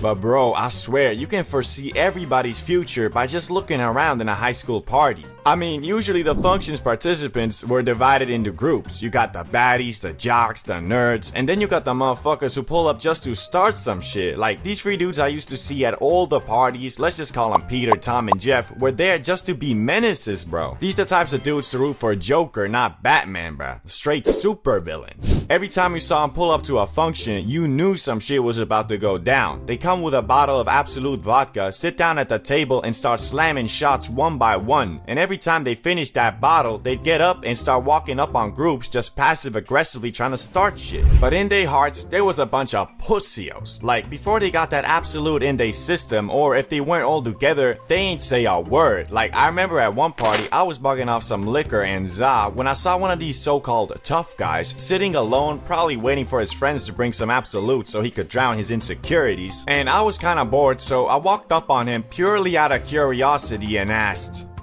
"Hey bro, I got a question." Yeah, what? Like, why y'all mofos always trying to start shit? Like, don't y'all know nobody likes you? Doesn't that bother you? What you mean, man? You got a problem?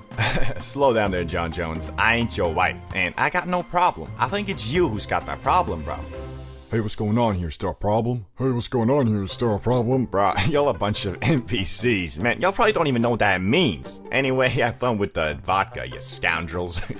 And from that day forward, I was like these dudes' arch nemesis, I swear. I mean, every time I saw them at a party, they gave me the stank eye. Although, because they were all like 5'10" unathletic drunks, and I'm a 6'6" athlete, these dudes avoided me like some taxes, bro. Which pissed me off so much, cause I was just itching to beat the shit out of them. But I ain't them, so I would never start something like that. One thing I did start though, mostly with the homie Salamander, was that after party smoke sesh. I mean, on God, I was feeling like a prophet, cause as we all know, the za is a great cure for a hangover, so even though no one really wanted to be high during the party, after, it was a whole different story. Mofos just appeared out of nowhere, man, I swear. These dudes were like zombies from The Walking Dead. As soon as they smelled the za, they got their drunk asses up up from the bathtub or from under the table and started walking towards it. I swear, man, it was like AoE farming in an MMORPG or something. Grabbed the spliff, walk around the party without looking back, and once I got to the sesh spot, I turn around and there's like 10 different dudes all saying the same thing. Hey, yo, you think I can get a couple puffs out of that thing, bro? And man, what profit would I be if I ain't give these hungover dudes a taste of that good? Although sometimes I was tempted to say no, just to see the hope drain from their eyes and be refilled with the agony and suffering of the hangover. But in reality, I never had it in my heart to say no, and sometimes that bitch ain't even make the full rotation. Place was looking like the Last Supper, just without the food. Anyway, high school parties were always crazy, and if you're still in school, I recommend you attend them as much as you can without screwing up your grades, cause after school you ain't never gonna experience that shit again, bruh. Buying from the plug is always an experience, cause unless you're super tight with him, you never know if you're gonna get the leftover oregano Reggie pack he scraped from the bottom of his grinder, or if you lucky and the RNG god smile upon you, you might just get the finest organic grass-fed grass there is on planet Earth. But alas, most plugs keep that quality stuff for only the loyalist of customers or new buyers. For me, it was the latter. It begins with me and the main homie Salamander. We had just gotten home from school on a Friday and had scraped our money together for a night of hitting the Spliffington and playing video games. Now, usually it was Salamander who secured the bag, cause I didn't really have too many connects. Unfortunately, this time he was unable to find the holy saw from his usual catalog of plugs. But we didn't let that discourage us, cause we knew if there is a will, there is a way. So both me and Salamander started hitting up everybody we knew who dabbled with the powers of the green plant, and it wasn't looking too good. Altogether, we wrote about 10 people, half of which just ignored us, and the other half just said they were out. So, as we sat there on the couch, hope dwindling, sadness emerging, and worst of all, no Zaza approaching, we were about to call it a day, when one of the dudes who had initially ignored us sent out a beacon of light. Yeah, I know a guy. He just started plugging, so I can't vouch for the quality, but he definitely got some. Now, if you've ever been in a situation like this, you know it is one of the best feelings in the world when you've almost given up, but in the last second, you get that holy text of, yeah, how much? But even though we were pretty stoked, we were also a little bit wary, because this $20 we had saved up was the equivalent of 20 million in today's money, and because this guy was new and no info was given on the quality, we were scared of getting a bag of oregano. And I mean, at the time, we both thought all plugs are grueling gangsters ready to kill you on sight if you so much as make the wrong sound. So if it really was a bag of oregano, there was nothing we could do about it. Anyway, the time comes for us to meet up with this mysterious plug, and the instructions he gave us were to come to this rundown gas station's loading area in the back at 8 p.m. sharp. So we did. As we were standing there at 7:58 p.m., we could only imagine what vicious, heinous, devious killer would come to greet us. So yeah, we hyped him up a little too much, but all that mattered now was the grass and if it was good or not. We went through the usual plug dialogue options like, yo, what's up? Yeah bro, can't wait to get suited today. This that good, etc. Until he finally revealed the grass, and what I witnessed to this day I find absurd. The grass was golden. NANI? Not in like shiny gold, but it was this yellowish color with green accents. Beautiful. And the smell. Bro opened that bag up for us to sniff, but it was not necessary, as the smallest opening in that Ziploc baggie consumed the entire area with the finest fragrance imaginable. Oh, okay, well, finest is the wrong word probably. The shit smelled like cat piss, but that's a good thing with Zaza. So we gave up our $20 with no hesitation and returned to Salamander's place with this golden grass of the gods. Now, usually we would just roll up a spliff and consume the za like that, but as this seemed to be legendary material and we didn't want to waste even a single microgram, we made a makeshift can that would allow us to ration this gram to the maximum. So now it was time to hit the za, and it went something like this. Are you ready? Shit, you know it. Here goes nothing. You good, bro? Yeah, you gotta hit this shit, man.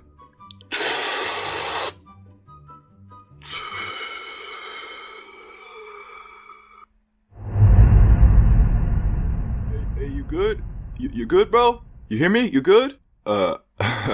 Yeah, man, this is some good stuff. This shit was heavenly. It was not of this world, I swear. Now, I'm not sure if it was because our tolerance was pretty much zero at the time, or it was really grass descending from heaven.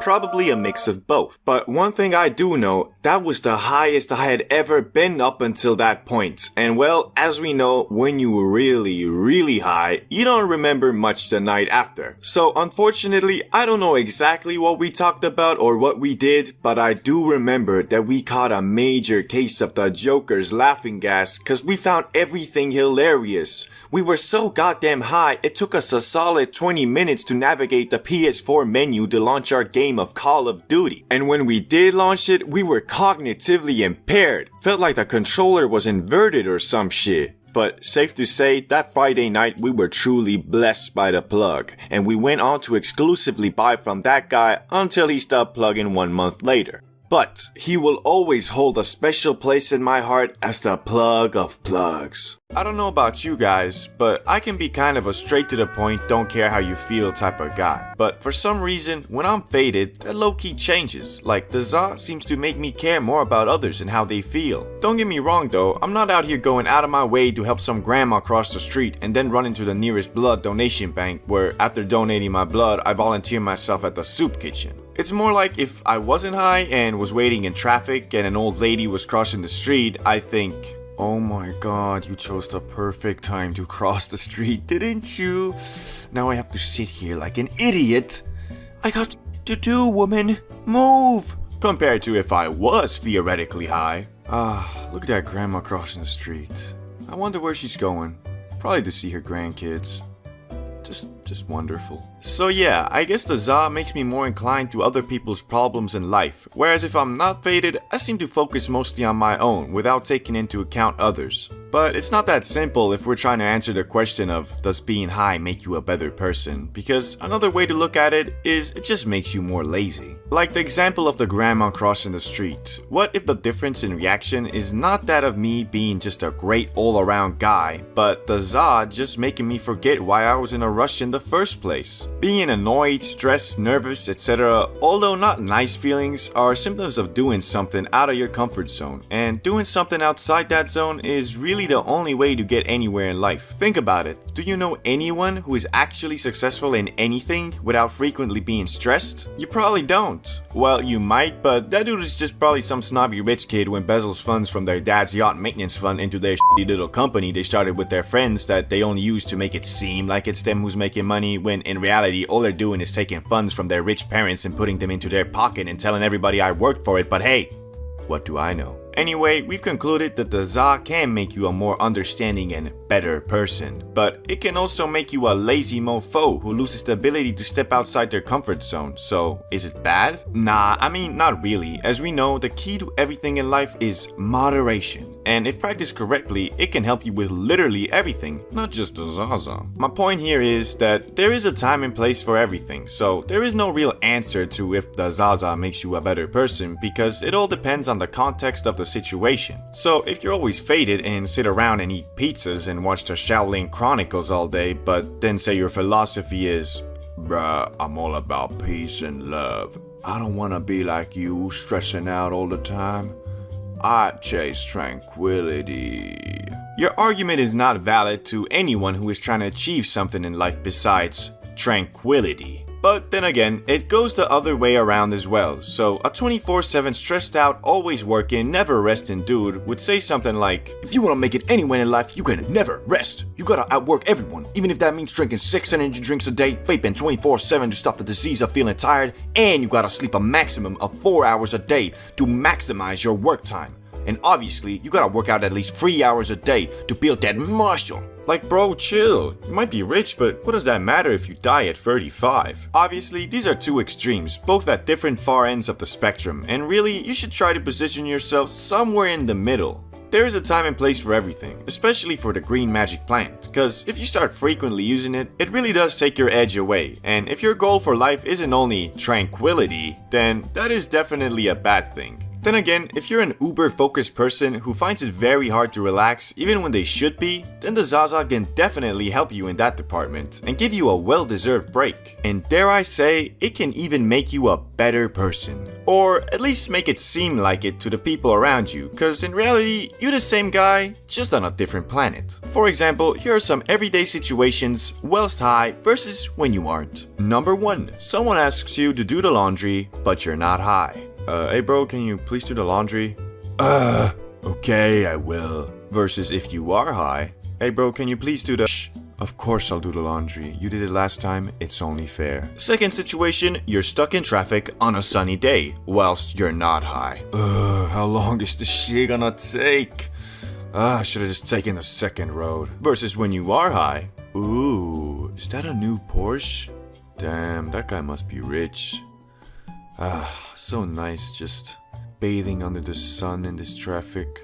Oh, shit, I gotta move. Number 3, you're in the cinema and you're high. This is awesome. Versus you're not high. This is lame. Okay, the last one didn't really add anything to the video. I just really like being high in the cinema. Anyway, I hope you learned something from this video and maybe achieved tranquility. Types of plugs you will encounter. This topic is very near and dear to my heart because unfortunately to this day, I still have to rely on these guys for my Zaza. So you can imagine after years of experience of buying from tens of different plugs, I'm quite certain I have dealt with every kind there is, from the most vicious acting as gangsta as humanly possible thugs to the high school dudes who just want to fund their Zaza addiction by selling it. And I think it's appropriate to start off with the type of plug I bought from my very first time. And he was the friend who knows a guy who knows a guy who has that exotic. This one isn't really officially a plug per se, but then again, I'm willing to bet this was how most people first encountered any type of Zaza seller. Every time when you and your friends discussed the grass and wanted to try it, he always said something like,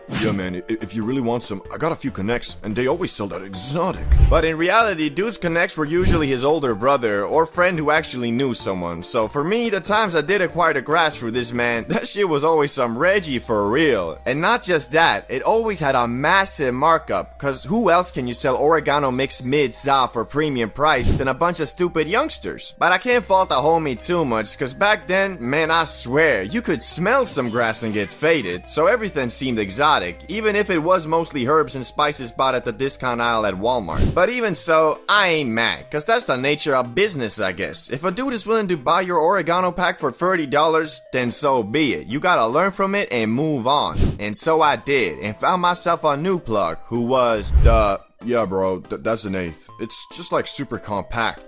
You know, like a diamond. The dude who always shorts you. A plug like this never has any longevity, cause I mean, after being shorted 1 or 2 times max, however much you crave the za, usually your self-respect won't allow you to go back to man's like.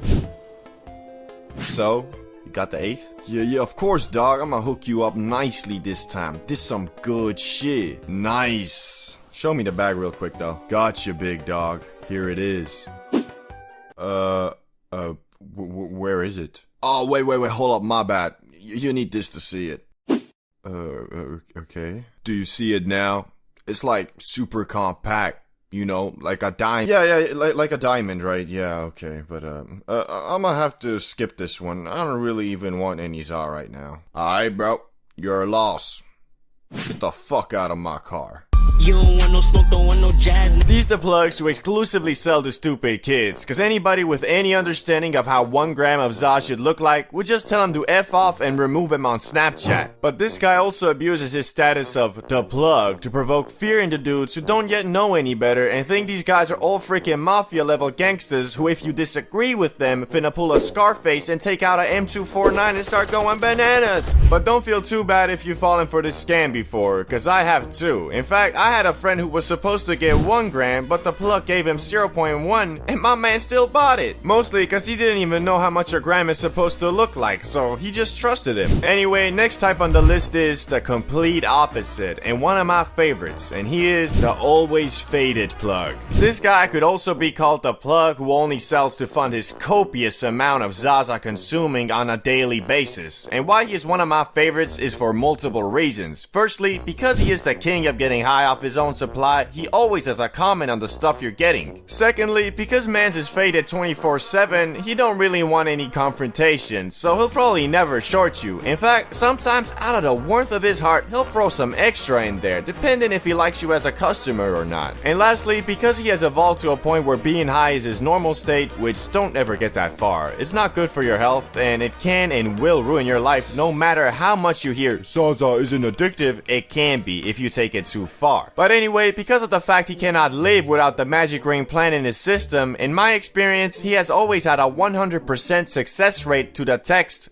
"Hey yo, you got any?" That meaning, mans is more reliable than a Volvo, mans is more dependable than James Bond, mans is more loyal than a golden retriever, god damn! The only problem, well, problem for you, the customer, is he is usually pretty on and off on the plug-in business, because if you can get that addicted to za, it's usually a personality trait, so knowing that, this guy either smokes every day 24/7, or he is completely grass-free. And when he is grass-free, he disappears like the Avatar. So yeah. But now on to the next plug on the list, and he is the plug who should have probably started an actual business instead. This plug is quite rare, and I've only ever met one of these mofos, but oh boy, what a roller coaster ride it was. I remember it like it was yesterday. I was looking for some grass, so I hit up my usual plug, only for him to inform me he is, quote, out of the game, but will give me the Snapchat of a guy who is, quote, new to the game. And so he did, and after writing mans asking for some grass, he told me to meet up near a construction store. And since this was a while ago, I ain't have my license yet, so I ran me an e-scooter and rolled up. And the person who greeted me was none other than Mr. Invisible. Yeah, no, that was like his actual Snapchat username. Anyway, it was the short guy who kinda looked like a goblin, but he seemed quite serious and was the first plug ever to write me afterwards asking, how was the stuff? And after replying, he also gave me a freaking affiliate program. Not for real. He told me every friend I link him up with, he will give me 20 bucks if they ever buy from him. I ended up not doing that cause it kinda seemed ridiculous. Like, bro, you sell grass, not fucking VPN subscriptions. But over the next 6 months, I would see this man build a Snapchat grass cartel. Dudes was posting stories every day of his illegal activities like he had the cops under his payroll or something. And funniest part was, over the 6 months that I acquired the grass from him, I saw how his $10 camo pants and $15 Shane jacket turned into Gucci pants and an Armani jacket, like goddamn! Bro was really trying to be the local Scarface, and dudes even had mofos working for him. Like sometimes I'd write him and he'd literally reply, come here, I'll get an employee to bring it to you. Employee? Bro was acting like he Mr. Krab, sending SpongeBob to secure the secret formula. But unfortunately, his plugging career ended in about 6 months, where he sent us off with a heartwarming goodbye on his Snapchat story reading, greetings, my beloved customers. I am informing you all that I will unfortunately no longer be your plug, as I am moving on. It was great while it lasted, and I wish you all the best. As for the Zaza, I mentioned 3 people in this story who will fill my shoes in this field. Stay cool. Peace out. And the craziest part is, I'm not making any of this up. This dude was a legit comedy movie character, and his personality reflected it. He was like the generic Slav trapper guy who tried his hardest to act as gangsta as humanly possible, and every sentence man said had to have at least 2 curse words. So yeah, although he is the most memorable plug I've ever had, he definitely wasn't my favorite. That spot has to go to the friendly neighborhood plug. The best plug a man can ask for. This would be the dude that lives close to your neighborhood, so you don't have to travel around the whole of Skyrim just to get some za. But if that wasn't enough, this the plug that also, as the name suggests, is friendly and doesn't act all gangsta, nor shorts you for no reason, nor is high 24/7. He's just a chill, reliable guy. And sometimes he'll even come to you, cause you live in the same neighborhood and he enjoys riding his bike while flipping packs and making racks. And unfortunately, however much this dude is just a normal human being, in the field of plugs, well, he's like a diamond. Very rare. So if you got yourself a plug like this, be thankful for your blessings, cause your next one is probably gonna be the usual local wannabe Pablo Escobar. But hey, plugs usually switch like every 4 months anyway, so don't be discouraged when yours is, well,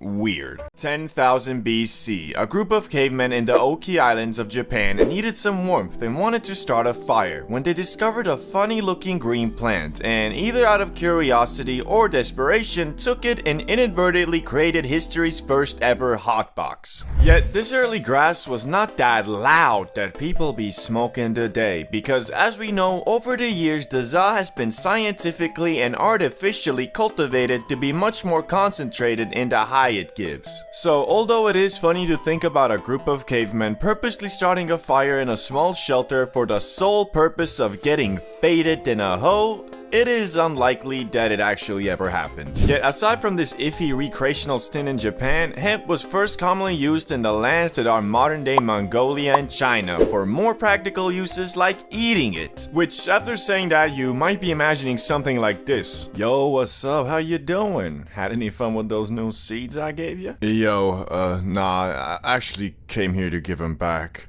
Last night I was looking at the moon and I swear that motherfucker was looking right back at me. But alas, this probably wasn't the reality because the THC levels in this early cultivated Zaza were just really low, but soon the Chinese would discover that the holy plant's fibers were also great for making stuff too, like clothes, paper, and bowstrings. Which turns out hemp fibers were superior to the bamboo ones used by rivaling factions, allowing the Chinese to shoot their arrows much further. So basically, back in the day, if you were having a long distance bow battle and were losing, you might have screamed out, "We need to get closer! These motherfuckers have weed!" Anyway, it wasn't long after mofos realized that the loud wasn't only good for making stuff, it was also great for treating physical maladies. And after a couple thousand years, Emperor Shen Nung, known as the father of Chinese medicine, included the magic plant in his medical encyclopedia under the name Ma. Which, that sounds oddly similar to za, doesn't it? I'm guessing every couple thousand years the first letter changes or something. But now, let's explore the question we're all asking. When exactly did mofos start ripping that shit to get faded? Well, one of the earliest counts is about 2,500 years ago, when researchers discovered 10 mini barbecues in a cemetery near modern-day Tajikistan that had residue of burnt cannabis with a much higher concentration of THC than normal, probably meaning it was selectively bred to get you, well, lit. Although this was one of the first counts of people purposely inhaling the broccoli to get high, it was most likely used as part of a ritual to invoke an altered state of mind so you could communicate with spirits. Which shit, dog, I wanna know what these dudes were smoking, cause I ain't never heard of no grass that gets you to the spirit realm. This might have low-key been the last kush Snoop Dogg smoked, cause once you get so high you start communicating with your dead gran-gran, that's when you really might be like, okay, I think it's about time I stop smoking this shit. Since cannabis, for one reason or another, proved to be quite the useful plant, people started trading it around the world as soon as it was domesticated. Which the only people who didn't really fuck with the Zaza were Europeans, who preferred getting hammered instead. Which is low-key reflected in modern times too, especially in the northern countries where once you turn 18, you can drink as much poison as you want, but if you want a blaze, well, you might be looking at a little bit of jail time, my boy. But now, let's quickly go over the uses of cannabis throughout different cultures so we can move on to the modern age, starting with Hindus. They made something called bang, an edible cannabis paste that had medicinal properties but also got you high. This could be added to a variety of foods and drinks, which this bang was the preferred food of the Hindu god Shiva, making him in my eyes the god of edibles. Disclaimer, that was a joke. Islam. Here the za was called hashish and was introduced about 1,000 years ago, which hashish wasn't strictly forbidden in the Quran at first, so a lot of Muslims ate it for its medicinal and relaxation properties. But later, Egypt basically banned it, and also the Quran was revisited by many and reinterpreted to include hashish to be banned just like alcohol. The Vikings. These dudes basically used the za to make rope, sailcloth, and other things, but also for its medicinal properties, mostly to relieve pain, and to date there's no hard evidence that they consumed it for its recreational use, but you know, maybe they should have, because they were quite the horrendous savages and murderers, so it might have made them think a little bit about peace and love. But what about America, England, and the actual global world powers? How did they react to weed? Well, again, like the Chinese, Europeans and Americans at first prominently used the magic green plant in the 16th to 18th century for more practical things like making sailcloth and rope, which the plant itself grew much larger in the New World soil, and combined with the practicality of it, everything started being hemp-derived. Clothes, paper, well, basically anything that required fibers. But the question still remains, when did mofos start smoking that shit to get blasted on the regular? Cause although at some point you, your neighbor, your grandma, your boss, and even George Washington were out here growing weed, wasn't nobody out here rolling them up. Well, until the arrival of Mexicans. The loud version of hemp first arrived in Brazil in the early 1500s by way of enslaved Africans traveling with the Portuguese. And the native South Americans, who are already consuming some other psychoactive substances, quickly started blazing the Zaza too, and its use soon spread across South America and into Mexico, from which in the 1910s is when the loud first spread into the US via Mexican immigrants escaping the effects of the Mexican Revolution. And almost immediately the good was viewed as a threat, and by 1931 29 states had banned its use. Although it wasn't really the Zaza that the US didn't fall with, it was unfortunately mostly just racism against Mexican Americans and black citizens of the South, which both these groups were enjoyers of the Zaza to some regard, so it became a scapegoat for racial bias in the US, and they blamed it for everything from petty crimes all the way to murder. And in 1937 the US completely banned all non-medical use of weed, which all of this kind of explains why the mostly peaceful plant has been thrown in the same Schedule 1 category with full-on life-destroying substances like heroin and cocaine.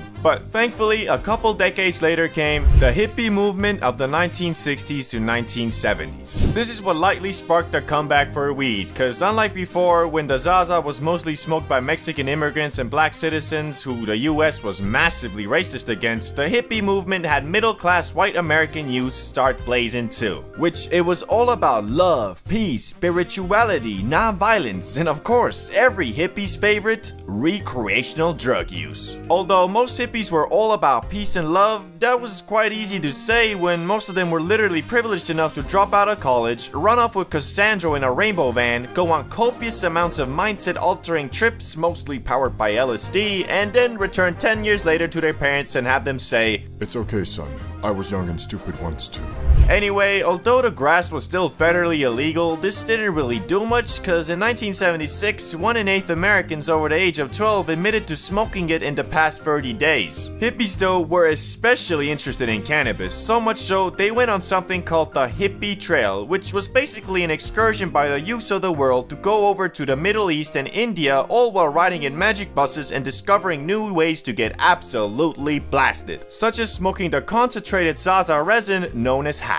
But acquiring the Zaza would soon get much harder, because you see, most of it came from Mexico, so in 1969 the US started patrolling the border, and in 1975 they got even more aggressive and started spraying herbicide on Mexican weed plants. And so good old supply and demand made grass prices skyrocket, which a lot of people started then growing the plant themselves in mini greenhouses, closets, bathtubs, storage units, basements, wherever they could. But then in 1982, Mr. Smarty Pants Ronald Reagan took it even a step further by encouraging the streamlined arrest of anyone in possession of an illegal substance, which was really dumb because most of the focus was on pot, all while crack, meth, and heroin were all still being transported and consumed on a regular basis. Even worse, this enforcement seemed to be racially motivated because despite plenty of traffickers and consumers being white, the majority of arrests were Latino and black youths, all while this bizarre over-focus on cannabis allowed the growing opioid epidemic to go unchecked. But thankfully, the US is slowly learning from their mistakes, where today 24 states have legalized the recreational use of marijuana. On top of that, the increased level of research on it has also found multiple medical use cases and can be prescribed to you by special doctors if seen fit. And although the Zaza is still federally illegal and a Schedule 1 drug, the overall perception of it has changed for the better,